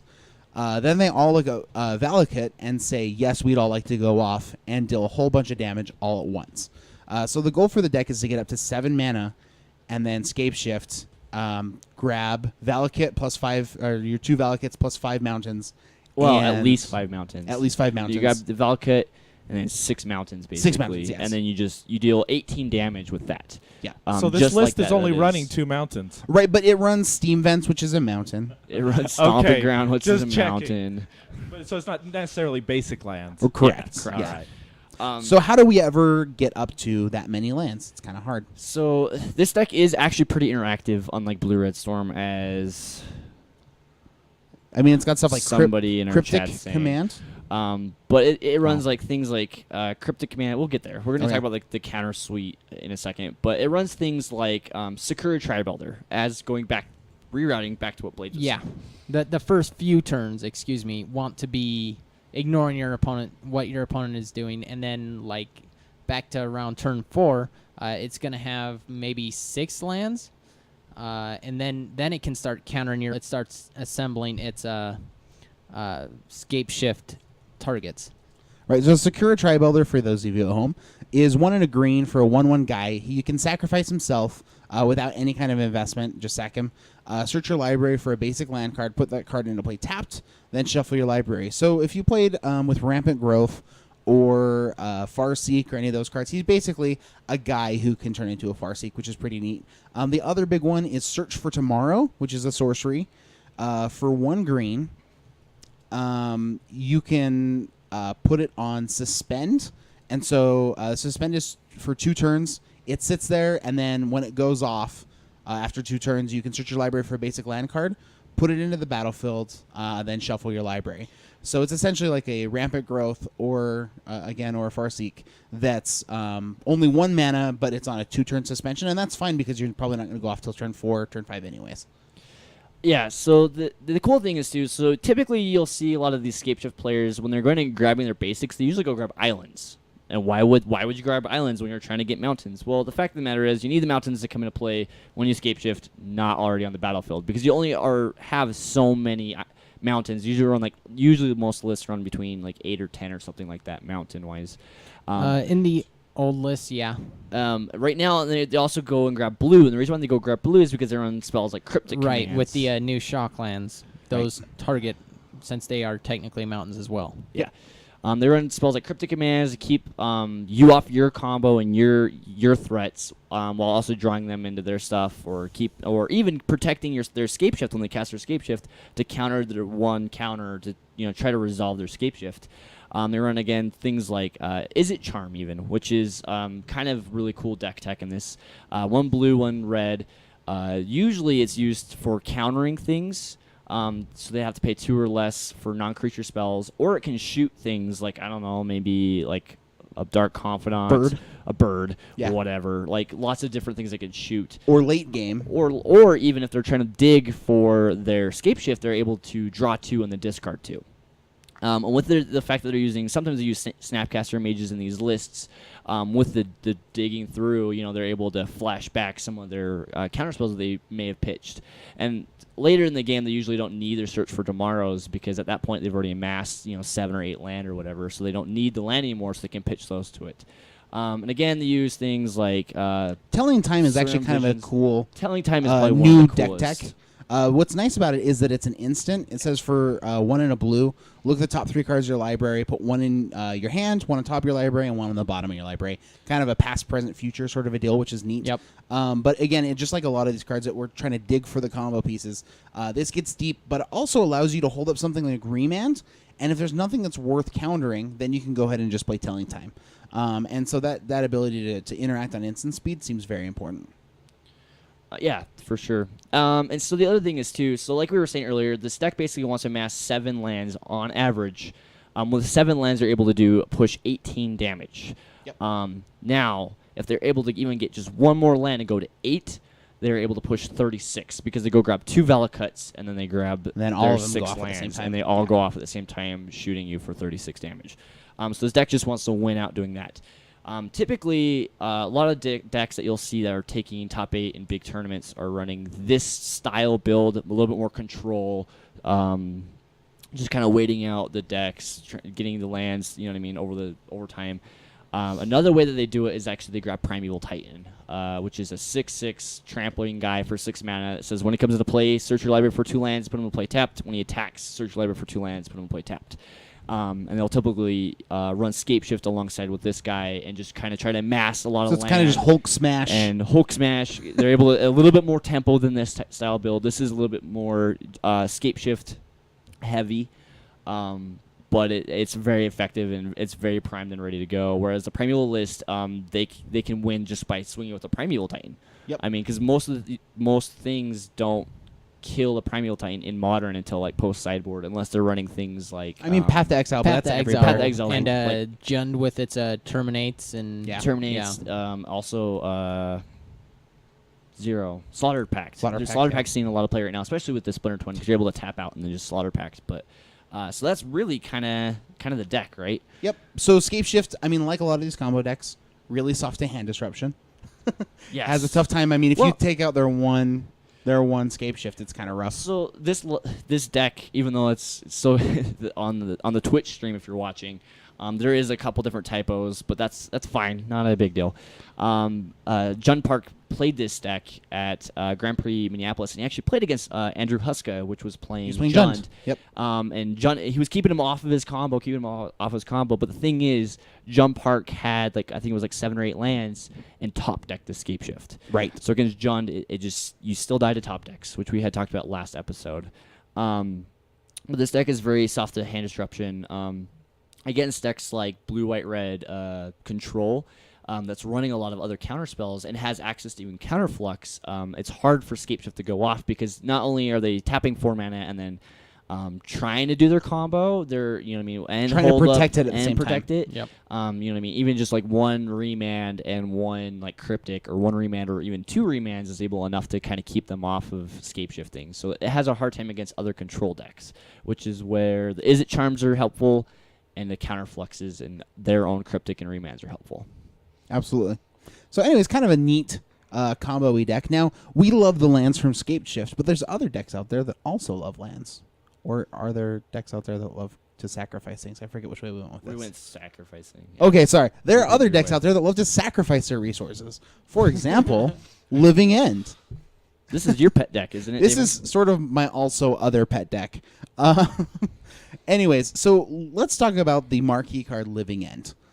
Living End says it's got Suspend, but when it goes off, it says each player removes all creature cards in his or her graveyard from the game, then sacrifices all creatures he controls, and then takes all the cards that were in exile and puts them onto the battlefield. So essentially, it's Magic Ease for take the things on the battlefield, they go to the graveyard, take the things that were in the graveyard, put them on the battlefield. They flip-flop places. So you can imagine how would I be able to take advantage of something like this? Well, it uses a lot of creatures that have the ability called cycling. For example, probably a very classic one would be Deadshot Minotaur. So for Deadshot Minotaur, costs 5 mana for a 3/4. When he enters the battlefield, he deals 3 damage to target creature flying. That is super clunky. That is not resource conscious. That is a terrible card for Modern, except for one hybrid, red or green, you can just put them right into the graveyard and then draw a card. That's how cycling you can works. cycle 'em, yes. Another card that's just like this is Monstrous Carabid. Basically the same kind of mana cost, but for a hybrid red or black. Monstrous Carabid, he's about 4 down. You can discard him, and then he just has to attack each turn. Again, kind of a crappy card, but you're cycling him. Fulminator Mage is very important in this deck. I was gonna say, go to the Street Wraith. Fulminator Mage is great because you can actually play him, and then he sacrifices himself to destroy lands, which is kind of the backup way we keep people off of their game plan. Street Wraith is great. He's the bottom creature. So Street Wraith for 2 life, you can go ahead and just put him into the graveyard and draw a card. Shriek Maw is kind of neat as well. For 1 and a black, you can evoke him, which puts him on the battlefield and immediately sacrifices him, but he destroys a target non-artifact, non-black creature, so it's pretty good against things like Zoo. Unfortunately, it has to happen at sorcery speed. And then, so after you've worked on just building up and building up and building up and dumping all these creatures in the library, into the graveyard, then you play... So paying 4 mana and waiting 4 turns or 3 turns seems really, really bad. Right, that's turn 7. That's infinite time in That's Modern. Terrible. That's terrible. So what do you do? So to if get we it? play the card Violent Outburst, which is an instant, it for 1 colorless, 1 red, and 1 green, it has Cascade. And Cascade says reveal cards from the top of your library till you find something with converted mana cost less than Violent Outburst. So we have to find something that costs 2, 1, or 0 mana. Now, what's interesting, if you look at Living End, it costs, up in the upper right-hand corner, no mana. Nothing. It costs nothing. So it will essentially cast Living End for free if you choose to, reversing all the things. So you can go off as early as turn 3, though usually this deck wants to go off on turn 4 or turn 5. And sometimes you run Simian Specters or Spirit Guides. Spirit Guides to be able to Spirit get Guides extra do mana it faster. earlier, but I mean, it depends on the list. Yep, absolutely. And so, a lot of decks right now in Modern, they do play a lot of creatures and things. But the really big deal is if you're putting, say, 5, 6, 7, 8 creatures, onto the battlefield at once and saying, okay, on my next turn, I'm going to swing with all these guys, and it's enough to kill you. Can you handle that, yes or no? The backup plan for this deck is if they're really, really scared about your combo, eventually you start hitting, 5 mana and just start casting your guys naturally. And none of the creatures that are in this deck have 3 toughness or less, so nothing dies to Lightning Bolt. I think, Except for Fulminator Mage. yeah, I think Which actually you're going to sack in response anyway. Street Wraith Yep. does too. Oh, yes. No, isn't Street Wraith a 3/4? Yep. Oh, he's a Ah. 3/4. Huh. Well, fair enough. Yeah, so basically, and the cool thing is a lot of these creatures that you end up cycling are actually on the power toughness scale of most modern creatures are actually bigger, right? Way bigger, yeah. So yeah. overall, over the course of the game, you're going to be putting out a bunch of really big threats instead of their little guys. Usually, they're effective, and powerful creatures. Yeah, so but you're even gonna if get bigger they're guys. bringing a bunch of guys back onto the battlefield with you, like your guys likely are a lot bigger than the guys that they're bringing back. So, anyways, again, it's a pretty linear combo deck. But to me, it's just hilariously fun to watch them be like, okay, man, like I'm Affinity, and I just dumped my whole hand, and I dealt you most of the damage that I needed to kill you. And I go, sweet, Living End on turn 3. I make a couple big guys, and all your guys that you spent a lot of time, putting out, now they don't matter, and I just smash you once and you're dead. Yeah. So anyways, it feels kind I've of seen lists from aggro-y. Kessig Wolf run in this too. Yep. That was actually Yeah. a lot of cool deck tech that I saw. But and the cool thing is with the Fulminator mages, you can sacrifice, blow up their land, and then you get it back, right? Yeah. And they also You have can blow up things another like land. Beast Within too to be able to To blow, blow up up more lands. lands, or things like Scavenging Ooze, which totally wrecks Yeah, this deck. kind of hoses. Yeah, so their big thing, your opponent's big thing, is they want to try and keep their mana untapped and just try to counter your living end as soon as you cascade into it. All their other spells, you don't really worry about. That's what makes Fulminator Mage and Beast Within so good, because like Because you at keep the off end- double blue or whatever, it's really, really tough. Yeah, absolutely. Because you just build it up, and then if they just let your guys sit, you're like, okay, I'll plan for one big turn. End of turn, sack Fulminator Mage, hit your other untapped land with Beast Within, effectively get all of your counter-effective mana. Okay, and then if you have enough mana, then Living End, or Cascade into Living End. They got the counter for it then you untap and you go for the Cascade again and go for another Living End. Right. Yep, and what's nice also, you only play 3 copies of Living End in the deck because you're playing 8 other spells that go and find it. So you're kind of effectively playing 11 copies of your combo card, which But you means can that only you do see it all the time. Yeah, But you can only do it 3 times, You so. never want to Yes. see it in your hand. Yeah, Living End is really, really sad to see in your hand. Although, honestly, again, against some of the grindy matchups, sometimes the correct choice is just suspending and knowing, like, okay, eventually I'm going to have this huge team come on the battlefield. Like, are you ready for that? Against Jund, that's actually a pretty common move. Because you just start pitching things after Yep. that, like, and you don't care. So Absolutely. So, anyways, kind of an interesting, very, very different deck. If you're a fan at all of Travis Wu, he was the one who sort of popularized this deck initially. It's kind of fun. Yeah. yeah, this deck just dies basically to graveyard hate. Yeah, That's I mean, yeah. It So has a certainly hard time can. like Pod. I know, like I do. pretty Yeah, well when I play it against Pod, I get wrecked. because you're able to just use your Viserys here or whatever to sack off your whole team, and you get it back with when they get their stuff back too. So Yep. Which is why we have 4 Leyline of the Voids in the sideboard. right to Yeah. prevent that. Yeah. Anyways, so I think it's really all we want to spend on Living End. It's kind of a niche deck, but I love it dearly. Tron? Yes. Voltron?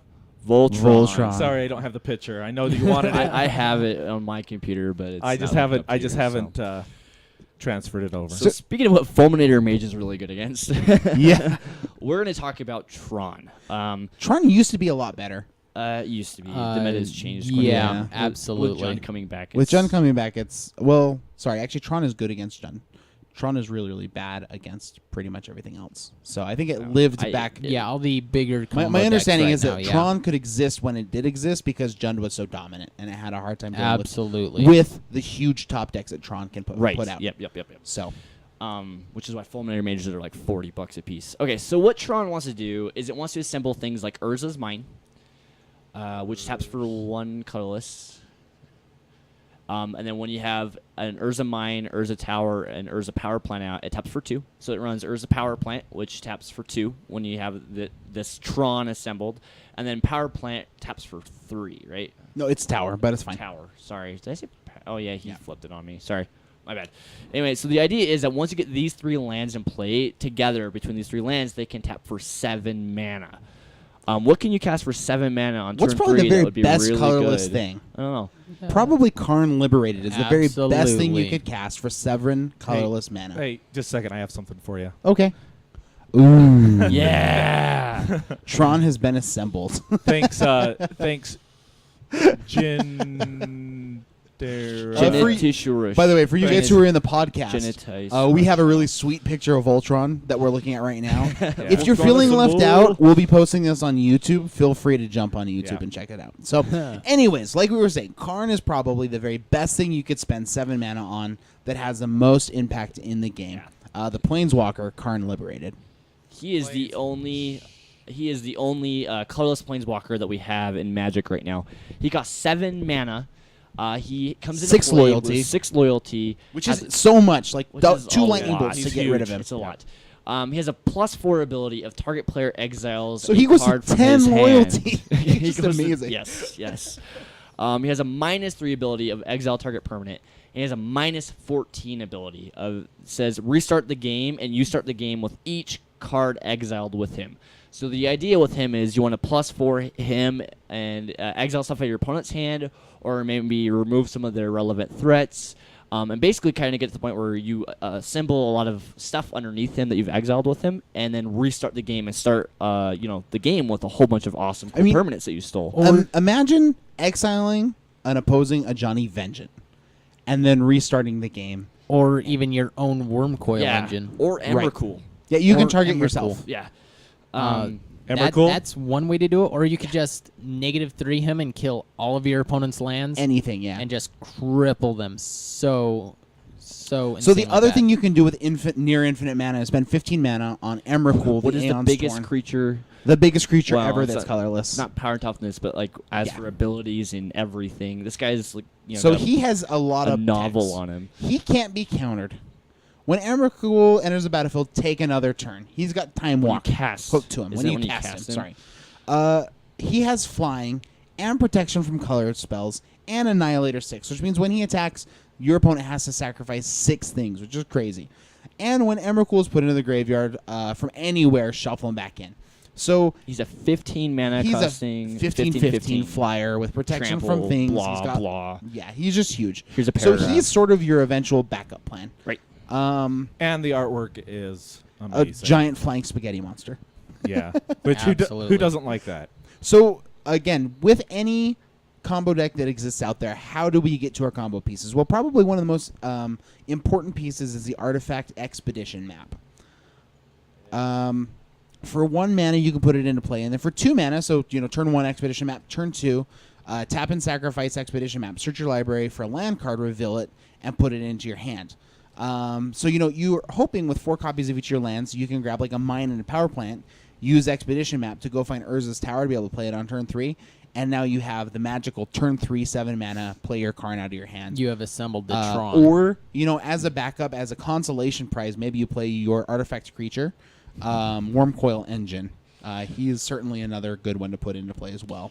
Yeah, he's a 6/6 lifelinker death touch for 6 mana. That when he dies, you get to put a 3/3 Lifelink and lifelink and a 3/3 death touch artifact creature into play. So even if he dies, you get value, get 2 more bodies out of 1 card. He's really, really good. There are also several other ways to dig into your deck to find things. Things like Chromatic Sphere, which is an artifact that costs 1 mana. And then for 1 mana, you can tap it and sacrifice it. You can add 1 mana of any color to your mana pool and draw a card. So it acts as like a colorless cantrip. Chromatic Star also does the same thing. Yeah, well, the Yeah. idea is like with these stars, you add mana, right? But usually, it looks like the deck doesn't run a lot of color. Doesn't need a lot of colored mana, but it actually uses things like ancient stirrings. Which is 1 green. Look at the top 5 cards of your library. Reveal a colorless card from among them. Put them in your hand and put the rest on the bottom of your library. And all lands are colorless, so that's helpful. And all lands are colorless. Plus your Karn's colorless. Your Emrakul's colorless. Your Wormcoil's colorless. Oblivion Stone is colorless. You're able to go find a lot of your pieces that you're looking for.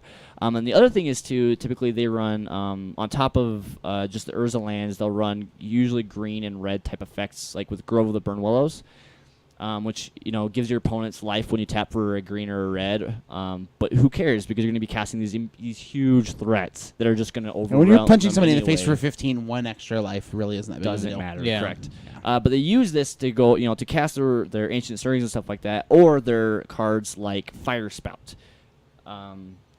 Because this deck typically takes sometimes they get Tron turn 3, sometimes they get Tron turn 4. It just depends on their draws and how lucky or consistent the deck is. But it also uses things like Fire Spout or Anger. no, Some- they don't run well, Anger. The just the freaking- Pyroclasm? Oh my gosh, Pyroclasm. Yep, no Brain problem. fart. Or Pyroclasm. Basically, Fire Spout costs 2 colorless and a hybrid red-green.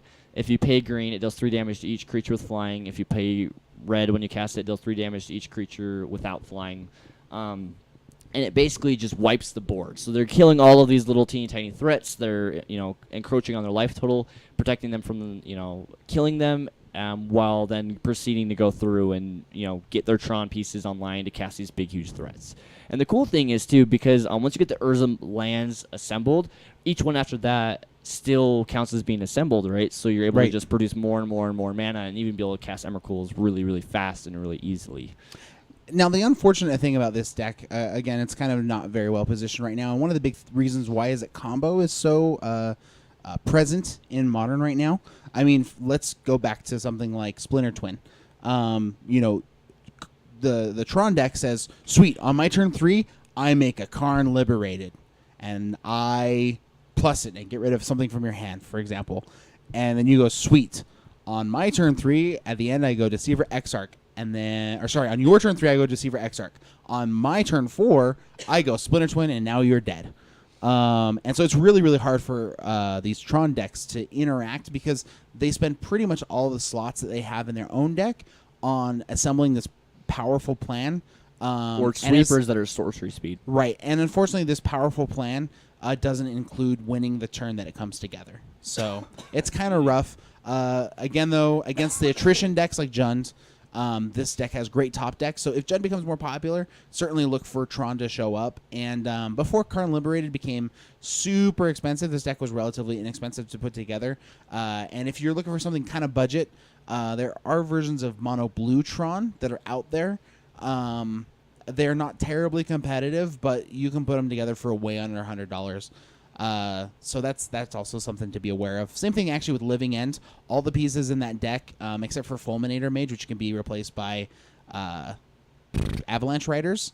Like every other card is really, really inexpensive, and you can even run basics. Like it's just not a big deal because you have a lot of guys that cycle for lands. So we may do like a budgety Modern thing eventually. So. One thing though, going back to what you were saying about it's not a very reactive deck. The thing is, they are also starting to play a lot more Oblivion Stones in the main board. That's true. Which is helpful because with the amount of mana you have, you're able to just crack the Oblivion Stone. Sometimes at instant speed, or whatever, and just blow everything And up. Oblivion Stone is essentially Sauce XOXO just mentioned that. Oh, I see it now. Nice. Yeah. And shout out to him, her. I don't want to be. You don't want to corner them. Can you pull up actually Oblivion Stone? This is another really cool. What if I said no? Do they not have it in this list? I don't know. Do I? I don't. It might be in the side. Oh, I see it right there. Hey, boom, baby. You 4 of. Sorry. So Oblivion Stone is actually really, really expensive. I mean, if you Mana want to play costing. it and crack it on the same turn, that's 8 mana. But again, for a deck like Tron, all you need is a basic land and then Tron assembled, and you can wipe the board, which is on turn 4, which is the same as your Supreme Verdicts and your Day of Judgments. So, anyways, Oblivion Stone is quite good, and it actually gets rid of all of the things. Yep. So that's pretty neat. And you can even start putting like Oblivion counters on your stuff To save them, like to save your own them. Karn, Yeah. and then Oblivion Stone after or that. your Worm Coils or whatever. Right. Like if you really, really want to, which is pretty cool. So And for those of you at home, Oblivion Stone costs 3 colorless. For 4 mana tap, put a fate counter on a thingy. For 5 mana tap, sacrifice Oblivion Stone and destroy each non-land permanent without a fate counter on it. then remove So- all faint counters from all permanents. Yes. Cool thing is, dude, they're also running Spellscape main board in some of these. Yes, that's true to for some kind of of those combo decks. to steal your Splinter Twin. Yeah. Because they're jerks. Yeah. Yeah. You're a jerk. Yeah. Um, I think it's what one of else those like colorless things? Oh yeah. What else is a great colorless deck that exists in Modern? Oh, Affinity. Affinity is a great other deck that exists in Modern that's pretty cool. So Affinity is sometimes, I mean, it looks like an aggro deck. It really honestly does. However, I've heard it frequently referred to as a combo deck. Because really what you're looking to do is just dump your hand in about the first 2 turns. And if you can do that, sometimes, kids, you can kill somebody on turn 3. And that's pretty exciting. Sometimes you don't have a hand after turn 1. This is very true. So let's talk about some of the important cards, Rich. So Affinity, for those of you who are kind of like I guess new to the Modern scene or haven't been playing Magic very long, Affinity is basically your stuff costs less for each artifact in play that you have. They still call it. They're starting to call it robots now because they have less and less of the Affinity That's more like, of a Wizards keywords. push thing because they really Because want Affinity to has a bad name. Yeah, they or a want bad to rap. forget Affinity. Yeah, so now it's starting to be called robots, but it's still Affinity. It's Let's Affinity and face forever it. It's will the be Affinity. same style. I mean, there's different builds. There's actually a difference between robots and Affinity, but we're not going to get into it. So what it does is it plays a lot of things. Usually one of the big cards, one of the more expensive cards in this deck is actually Mox Opal. It's a 0-costing artifact. It has Metalcraft. Metalcraft means that when you have 3 or more artifacts, Metalcraft is triggered and or not triggered, but it's active. It's a threshold ability, right? So Yeah. it looks, do I have 3? Yes or no? If the answer is yes, then Metalcraft is on. Yeah, and so the idea is this Mox Opal is a legendary artifact that just with Metalcraft taps for one color of any mana you want. So a lot like the Moxes that you see, you know, it's basically a functional kind of reprint of those without, you know, with a constraint. Pretty huge constraint. Yes. Pretty huge constraint. And they also run things probably okay. So the biggest card in this list that kind of does the huge kills really really fast is actually Arcbound Ravager? no cranial plating. That's more true. Cranial plating. It costs 2 colorless mana for a equipment that gives your guy +1/+0 for each equipment, or sorry, for each artifact you control. You can attach it at instant speed for 2 black, or you could just pay 1 colorless and equip it. So the idea is you attach this on to one of your guys and just make him really really huge on the power level and just swing and crack for a whole bunch of damage. And it uses things like Arcbound Ravager, which is a 2 mana costing artifact guy with modular. Modular is it comes into play with a +1/+1 counter on it, and when it dies, you may remove all the +1/+1 counters from him and put it on another artifact that you control. And So he the really has- frustrating thing for a deck like maybe blue, white, red control, if they say I want a lightning bolt, one of your little artifact guys, well, you just sacrifice them in response and put a +1/+1 counter on your Ravager. Yeah, because he You has know, an it ability of sacrificing an artifact to put a +1/+1 counter on him. Yep. Yeah, so you can just kind of like sacrifice. You can sacrifice your Mox Opals after you've used them, and you have another one in hand, so you don't have to worry about the legendary rule. You can sacrifice some of your artifact lands that you have, some of your littler guys. We don't to- play the artifact lands, do we? Huh? Yeah, they've got Darksteel Citadel. Oh, right. My bad. Derp. They've got their one artifact land, Darksteel Okay. Citadel, which is indestructible. And makes colorless only. in taps for colorless mana, but it's another artifact, so they're able to Yep. use it. Yep. And it uses basically the Arcbound Ravager and the cranial plating to kind of push a lot of damage over the edge. Now, how does this? That doesn't mean this deck's really fast, but sorry, with what we just said. But when you start playing things like Memnite, which is a 0 mana costing artifact that's a 1/1 creature, for just 0, turn 1, slam this guy, you already have a 1/1 body on board, Or and it increases your Metalcraft count, right? or Ornithopter, which is probably the bigger one in this matchup since it's a 0/2 flyer for 0 mana. It doesn't have any power to attack with, but it has evasion for the power that it is soon I to. mean, you hook them up with a cranial Gain. plating, and pretty soon it's scary. Oh, absolutely. Yeah, you just slam some of these 0-drop guys on the battlefield and get your artifact count up while also critting guys, and then you play something like Signal Pest. Signal Pest is a 1 colorless 0/1 guy with Battlecry. Battlecry means when he attacks, each other attacking creature you control gets +1/+0. Or sorry, not just you control. Each attacking gets +1/+0. So now your Ornithopters and your Memnites and stuff that you just played out turn 1 with your Signal Pest turn 1 are now attacking for damage rather than attacking for nothing or doubling with the Memnite. Springleaf Drum is And- also a pretty... Yeah.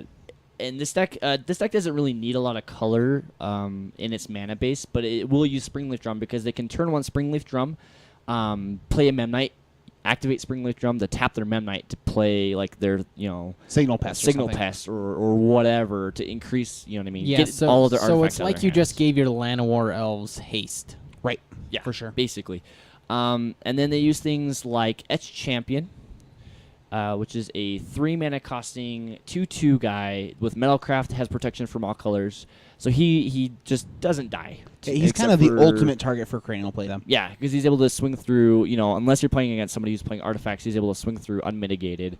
And then also runs things Well, like... with the Etch Champion, he is sort of like a second win con too. Yeah. In case the game goes long, he just keeps jabbing in there for 2 damage, and odds are there's very little your opponent can do against him since most artifact removal is colored. Right. Right. And you're in between your artifact lands, like your Mox Opals and stuff, you're usually going to have enough to be able to keep him Metalcraft, especially since he counts himself, and then he just needs 2 Yes. others.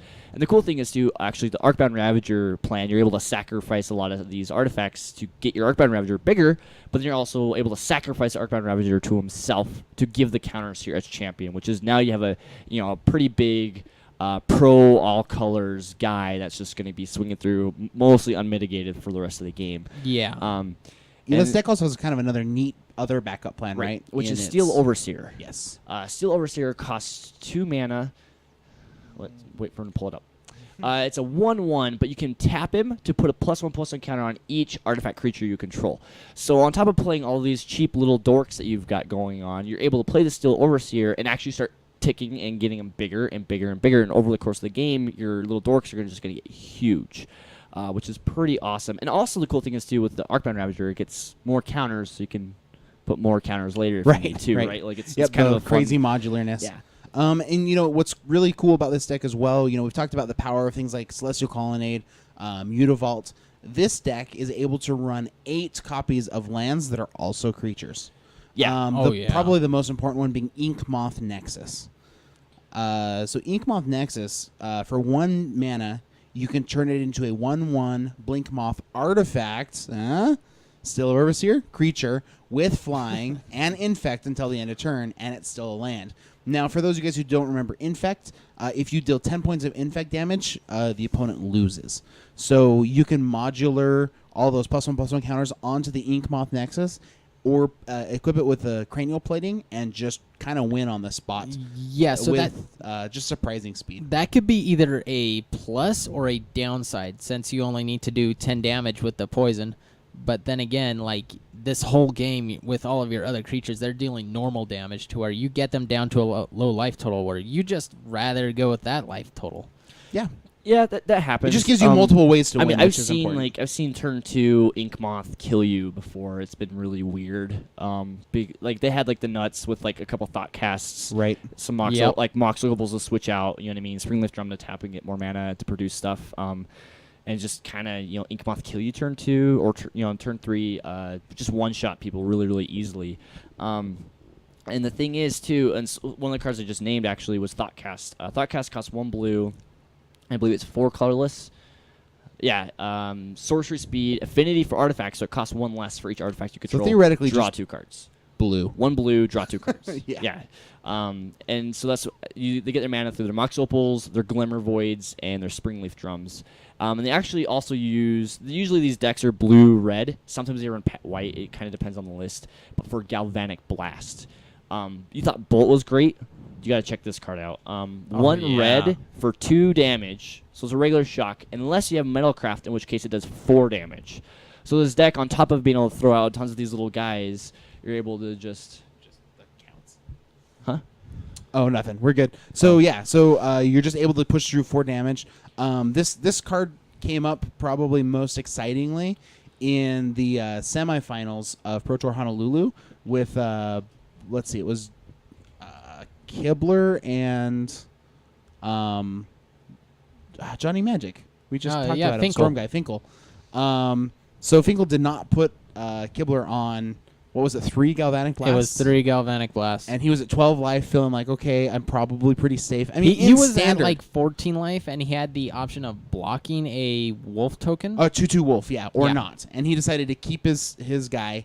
In fact, not too long ago at all, I saw a quote from Finkel saying like, "Yeah, I should have blocked the wolf." Like it keeps coming up. But anyways, so it was able to go 2 damage you with the wolf. And they go Galvanic, Galvanic, Galvanic. Do I win? And he did. Like, 14 damage in 1 turn out of a ramp deck, which was just really, really strange. Are you talking about the Kessig line of play? He was playing the Kessig deck. It was a Kessig. Yeah. Okay, so retracing. Sorry, that was a way sidetrack. Yeah. Just Galvanic Blast, very powerful. 4 damage for 1 mana. Which, do we not have the photo for it? Let me see if it's up here. It's on there, right there. Instant spell. Yep, that's You Galvanic just gotta stop me and say, James, get on the ball. Sorry, No worries. It was the 1 red spell and he misses it. Go figure. Yeah, I don't know how that happened. And that kind of speaks to the power of what this deck can do. The cool thing is, too, this deck actually kind of doesn't care about its life total because it's spitting out lots of things. But if it actually gets into a point where it has to race, probably one of the biggest things that they ever do is turn 1, play land, pay 2 life, tap 1 mana to cast a Vault Scourge. Vault Scourge costs 1 Phyrexian black, 1 colorless for a 1/1 life flinker flying guy.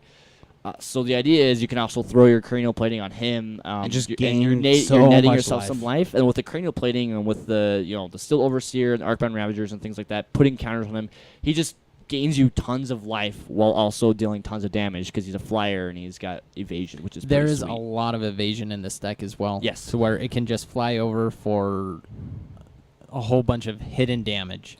Yeah, and what's one interesting thing about Affinity is it just seems to always pop up at tournaments, and if you get the right draws at the right time against the right opponents, you can just steal games. I mean, anybody stumbles remotely, they miss a land drop, they don't have the right removal spell, anything goes wrong, and Affinity is there to just pick up the pieces and punish you for it. Yeah. So Well, more than that, the field is more saturated with Affinity because it is a fairly cheaper deck to build compared to a lot of modern, yeah. compared to a lot of them. You can, I don't know. Mox Opals I are wanna Mox say Opals $60 are around- expensive, but other than that, yeah. Yeah. Another thing is too, because a lot of this deck plays basically colorless spells, and their lands that do produce color produce any color they want. It actually enables their sideboard to be pretty wide open. I mean, Yep. they've played anything from like Blood Moon, which you can see in this list, or 5 Thought Seizes. 4 Thought Seizes. You know what I mean? They're able to play like things like Wear and Tear in the sideboard, for which is really good against the the Splinter Twin lists, as well as playing against the mirror match, and things. And they even have Ancient Grudge, like. The card that's the best card against that is them. the best against them. And They can are play even against running other it. guys, Yeah, yeah. absolutely. Because if you crazy. see, especially in this part 2 episode, artifacts are a huge deal. If we go back to the Tron, that had a lot of their searcher, their tutor effects. They're all artifacts. Yep, and in a lot of decks too, you'll see that their backup plan is Batterskull for the more controlling decks. A few of them, that's yeah. a huge one as well. It's so. a John Denham blue, white, Yeah. red. That's Yeah. why Stony Silence is a must-have, at least 2 of, in most white deck sideboards. Yeah. And the cool thing is too, they brought back Zoo. They unbanned Wild Nacatl to try to give Affinity/robots kind of some playground again, right? Because, or sorry, Well, to just- they to try to keep it down. opposite. They tried to unban Zoo so they had more options to play aggro than just Affinity/robots. And because it's this still was really really- just robots. Right, and now it's Yeah. still really just robots Uh, because of Blood Moon. And For the most part, you know, yes. the Blood Moon doesn't really shut off. I mean, it shuts off their lands, but they don't care because most of their stuff's colorless anyway. Yeah. There's also a couple other lists that run. What is his name? 1 blue, 2 colorless. He's he's XX where Master of Ethereum. Master of Ethereum, yeah, where he gives all your artifacts +1/+1, and his power intelligence you go on artifacts you control. So he's an Anthem effect. Plus he gets big. They also play those in some of these lists. The list that we have showing right now is a lot more red, blue, like burn you out kind of things. Yeah. And there are things like Dispatch in the sideboard, which is effectively a path to exile, but rather than them getting a land, they just get exiled, which is pretty sweet wow. too. Yeah. And they run things also like what is the 1 white enchant or sorcery Steel Shaper's Gift. 1 white they sorcery can, speed, search that's- your library for an equipment card, put it in your hand. There's a few lists that I've seen Really? kinda fringe That's that kinda play different. that, and it's basically like your Go find your sword or something. no, go find for your your cranial cranial plating. plating. Nah, that makes It's sense. like you're cranial plating like 5, Tutor. 6, 7 or whatever. Yeah. Yeah. So more cutesy tech, but it's yeah, a for thing. sure. What So, else do we? I think what's that's that? really. Oh my gosh, we pushed through it. Welcome to Modern Part 2. We dropped it on you hard. Yeah,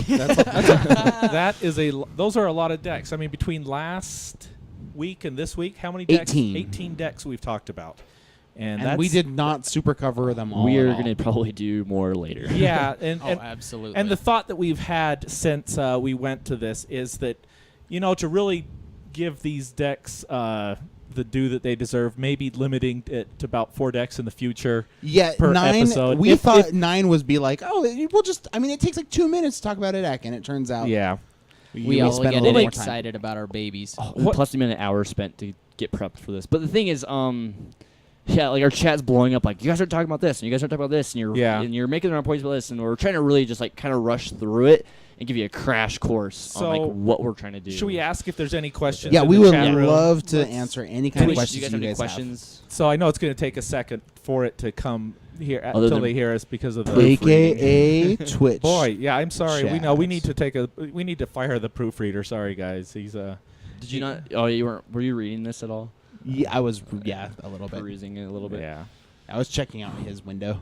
Anyways. Can you see okay from over there? Yeah, Can you actually, I read really can. everything? Oh Yeah. yeah, you can read. All right. Yeah, and that's the thing too. Like for those of you watching, like I'm looking at you right now, but then like our like TVs Yeah, out there, yeah. so it's a lot So easier. I know this question's coming up already. Yes, I am already married. I'm sorry, but maybe in about 50 years after my wife dies or so, you guys could have a chance. So You you know, might want to hold out. What are you talking about? Last time we had a picture here, and it was a lot more quiet. Yeah, that episode was so good. I actually thought quite the opposite. All right. Who knows if it's hit the chat room yet? So anyway, if you don't have any questions, we do appreciate you all that have Hanging with us. Hanging with Yeah. us. I think it's about time to move on, and if questions do come up, we'll circle back. Hey, and also while we have you guys here, it would just be super, super meaningful if you guys would subscribe to our Twitch channel. It will just allow us to let you guys know next time we go live. We've really, really loved hanging out with all of you guys, and being able to subscribe to our Twitch just lets Twitch know that there's folks out there who would appreciate us, and it's another avenue to be able to get our material out there. And certainly we would always also love, we'll give you a bunch of ways at the end of the podcast to contact us, but we just would love any kind of pointers, suggestions. Yeah, feedback's awesome. Any feedback that you guys have is great, and we can't hang out and talk with you if you don't subscribe and things. So Yeah. anyways, please do that. That would be awesome. Tell us what you like, what you don't like, whatever. All right. Hey, let's move on. How about Yeah, let's showboat on the road. Combat phase. So as you know, it's the combat phase. And what happened this week, guys?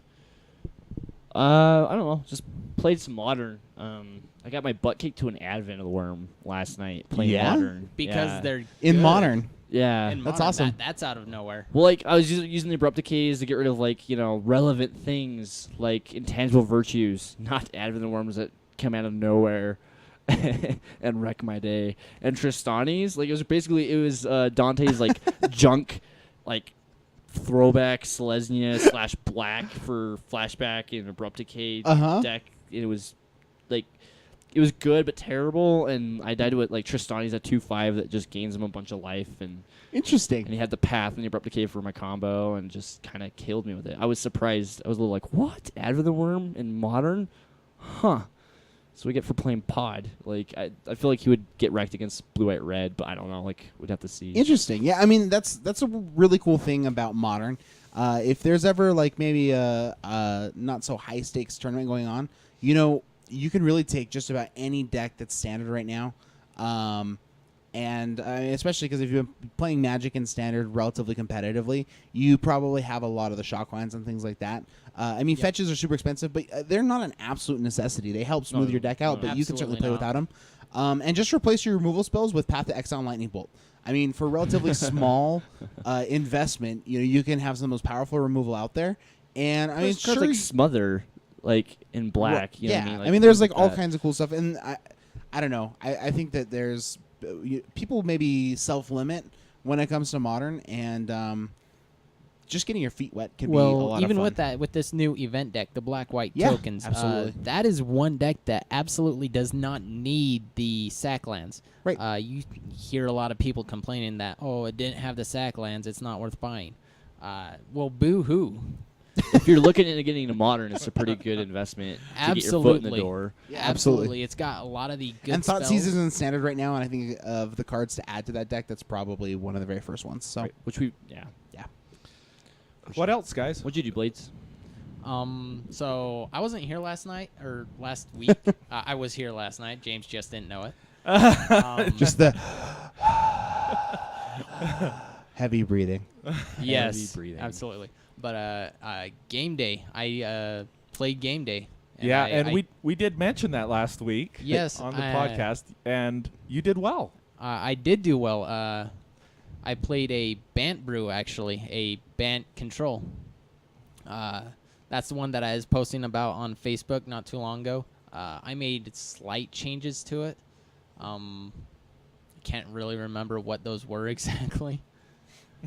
But So what were kind of some of the very, very central cards to that deck kind of ticking along? Advent of the Worm, actually. That was a 4 of in the deck, and it came out of nowhere to surprise so many different players. There were a bunch of times where I played up against a bunch of monsters builds, to where against control, it's moderate.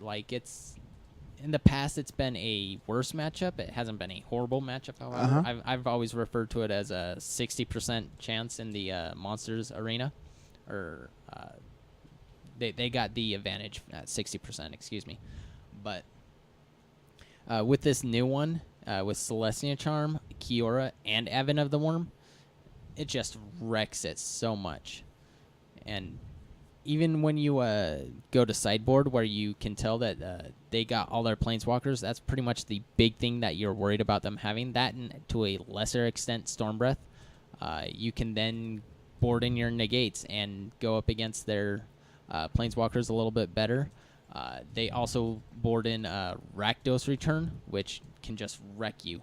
In my semifinals, I played against an opponent who was playing that, and it was like turn 5 or something, and he was ramping up, and he's like, okay, I'll Rakdos Return you for 4, and I'm just negate.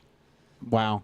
And then next turn he untaps, Rakdos Return you again, and I'm like, I got the other negate, so it's looking all good for me. That's pretty lucky.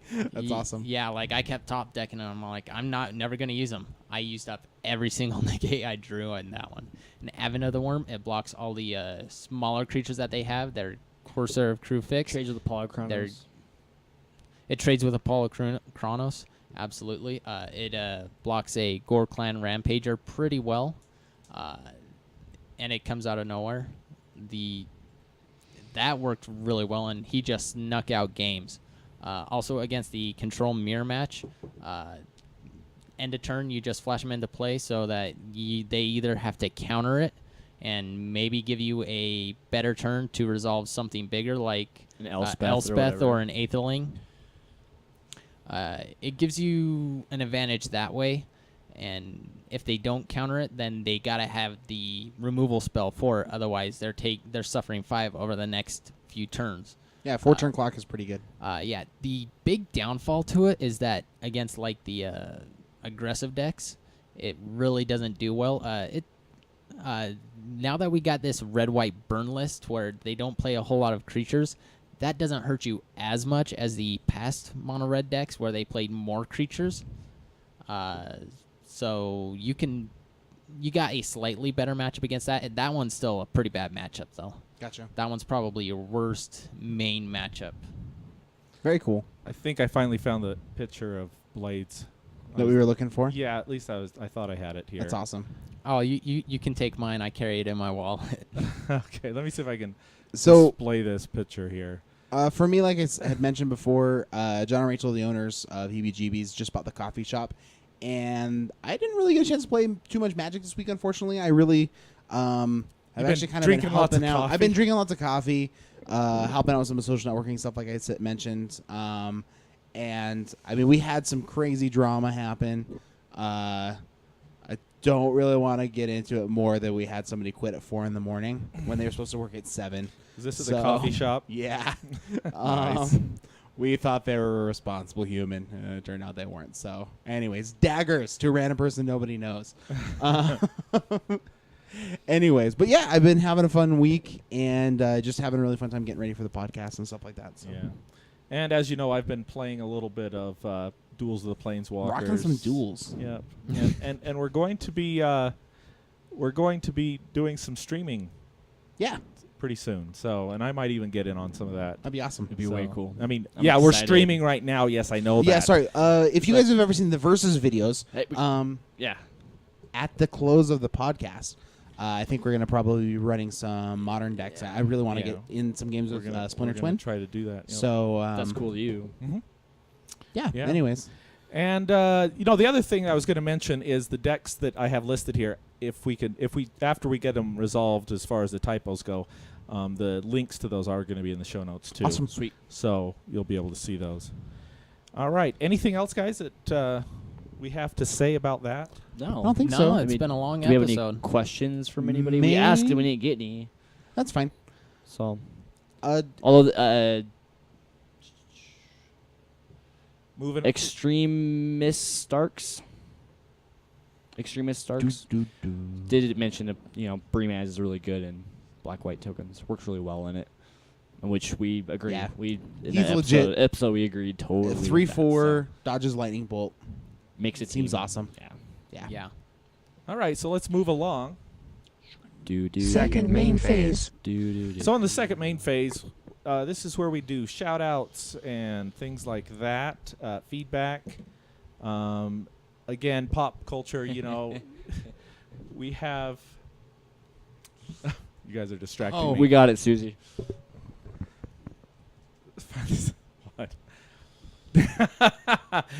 So for you guys in the chat, Susie Kapluzzi is my lovely wife. And she's telling... Here's the thing. I can't have good posture because my mic stand isn't tall enough. oh, we'll get a better mic stand for you. Anyways. So we need to still... Pop culture, we'll talk about your email next week, I promise. We just have had some jam-packed episodes 2 This weeks in has a just row, been so. crazy. Okay, so... And I think that's the only feedback we got. I got another email from him as well, and we're going to talk about that a little bit next week. Also, I just got to say, this week, I mentioned before that I kind of help out a lot with our particular groups like Twitter feed and Facebook and stuff like that. And we've just got some, just randomly, some good retweets and just some messages of, real encouragement. And, we just thank you guys so much because it really just keeps us going, keeps us excited about doing this. So, with the typos, with some of the technical difficulties, all that aside, we really do try to put in a lot of work to make this as good as we can to hang out with you guys. So, anyways, we really appreciate all the love you guys have been showing us. So, thank you guys so much. Yep. And we have one brand new iTunes review. This was a good review, too. I have it right here. It says, awesome podcast, 5 stars from Is It All the Way? I'm with that. I guess I'm okay with that. Yeah.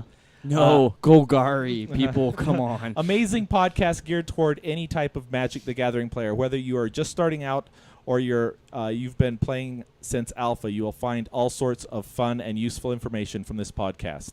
Hashtag MTGYou crew. So this is obviously somebody that's been in our Twitch, too, and we appreciate that. Shout out to you. Is it all the way? We appreciate that. And just a reminder, towards the end of the year, we're going to be running a little bit of a contest. Anybody who's ever given us a 5-star review in December will be just over a year doing the podcast at that point. Our great friend, Level 3 Judge Jeremy, has offered up his gigantic collection of Grand Prix playmats, and one lucky winner will get to pick one of those playmats out of that list. So, anyways... feel free to leave us a 5-star review on and we have iTunes, and that really helps us out a lot. And we have another, stuff, and we have one more, one of the pads that's going out soon. Here, why don't you grab one of those right down there?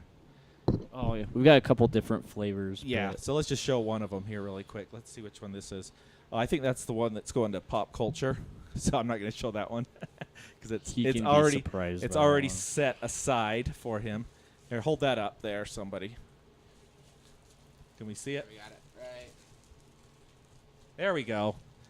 Going rogue. So soon this mat is going to be given out to somebody that gives us a 5-star review. We're gonna pick somebody, and we got to figure out still how to contact people or how to figure out who's who. Yeah. We'll just put out all the words on Twitter and Facebook, and we'll give them a couple of days. And if they don't get back with us, we'll do it again. So. Yeah. And the disc. Remember the disc? Yep, absolutely. Yep. Let's plan on doing this next week. Okay. All right. Sorry, I'm doing. I know we keep saying that. Disc is groovy jazz music based on jazz. video games. Okay, so now we're going to pull of the every other week is what I'm calling it. Yes. The bi-monthly poll. Yeah. Weekly. The poll we're finishing up right now is how many times a week do you typically play Magic? We had 22 votes, so thanks for all those that participated. Let's see if we can get this next poll up over 22. That's a good number, but we're working on getting a few more out there. Once a week is 7 votes. 2 to 3 times is 9 votes. Good. That's awesome. 4 or more is 4 votes, and I'm lucky if I get to play once a week is 2 votes. So I think that's actually a pretty active community. Yeah, two times a week is actually 2 to 3. That's pretty good. So, and the new poll that's going up, I haven't even ran this past you guys, but I'm just hoping. Ooh, I'm excited. Which is your favorite segment of the show? Whoa! Untapped? I'm excited. Choices I'm totally are surprised. I'm gonna say end credits because it's over. I just say like the bloopers. Yeah, we if on the podcast version of our show, James will always take the ridiculous things that we sometimes say and plug them in. Some podcasts I listen to, I know they're getting to the end, I just click out. But there's some interesting things every once in a while. Conversations about like Attack on Titan Or like octopus. or octopi and how they like shells and Cephalopods. cephalopods. Yeah. Bigfoot, all kinds of cool So, stuff. what's Yep. your favorite segment? Untap, upkeep, draw step, main phase, combat phase, second main phase, end step. I can't decide. They're all great, or they are all a waste of time. That is my vote. The trolls can come out for that Yeah. one. Absolutely. So this will probably be up in the next couple of days. I'll try to have it up there by tomorrow. Please head over there and vote. And if you want a shout out, how do people get shout outs here? 5-star reviews on iTunes. iTunes. Send us an email. Email, feedback, questions, comments. Interact with us on Twitter, on Facebook. Facebook. Wow, You could we just Twitch. end step because that's basically it, right? Yeah. For well, what we're talking about, yeah. Yeah, but I mean, just saying that, Anyway, there's your But segue. especially, honestly, if you guys have a kind of a longer question, we interact kind of on a short-term basis with a lot of folks on Twitter all the time. I think some of our guys who are in chat right now can attest. Like,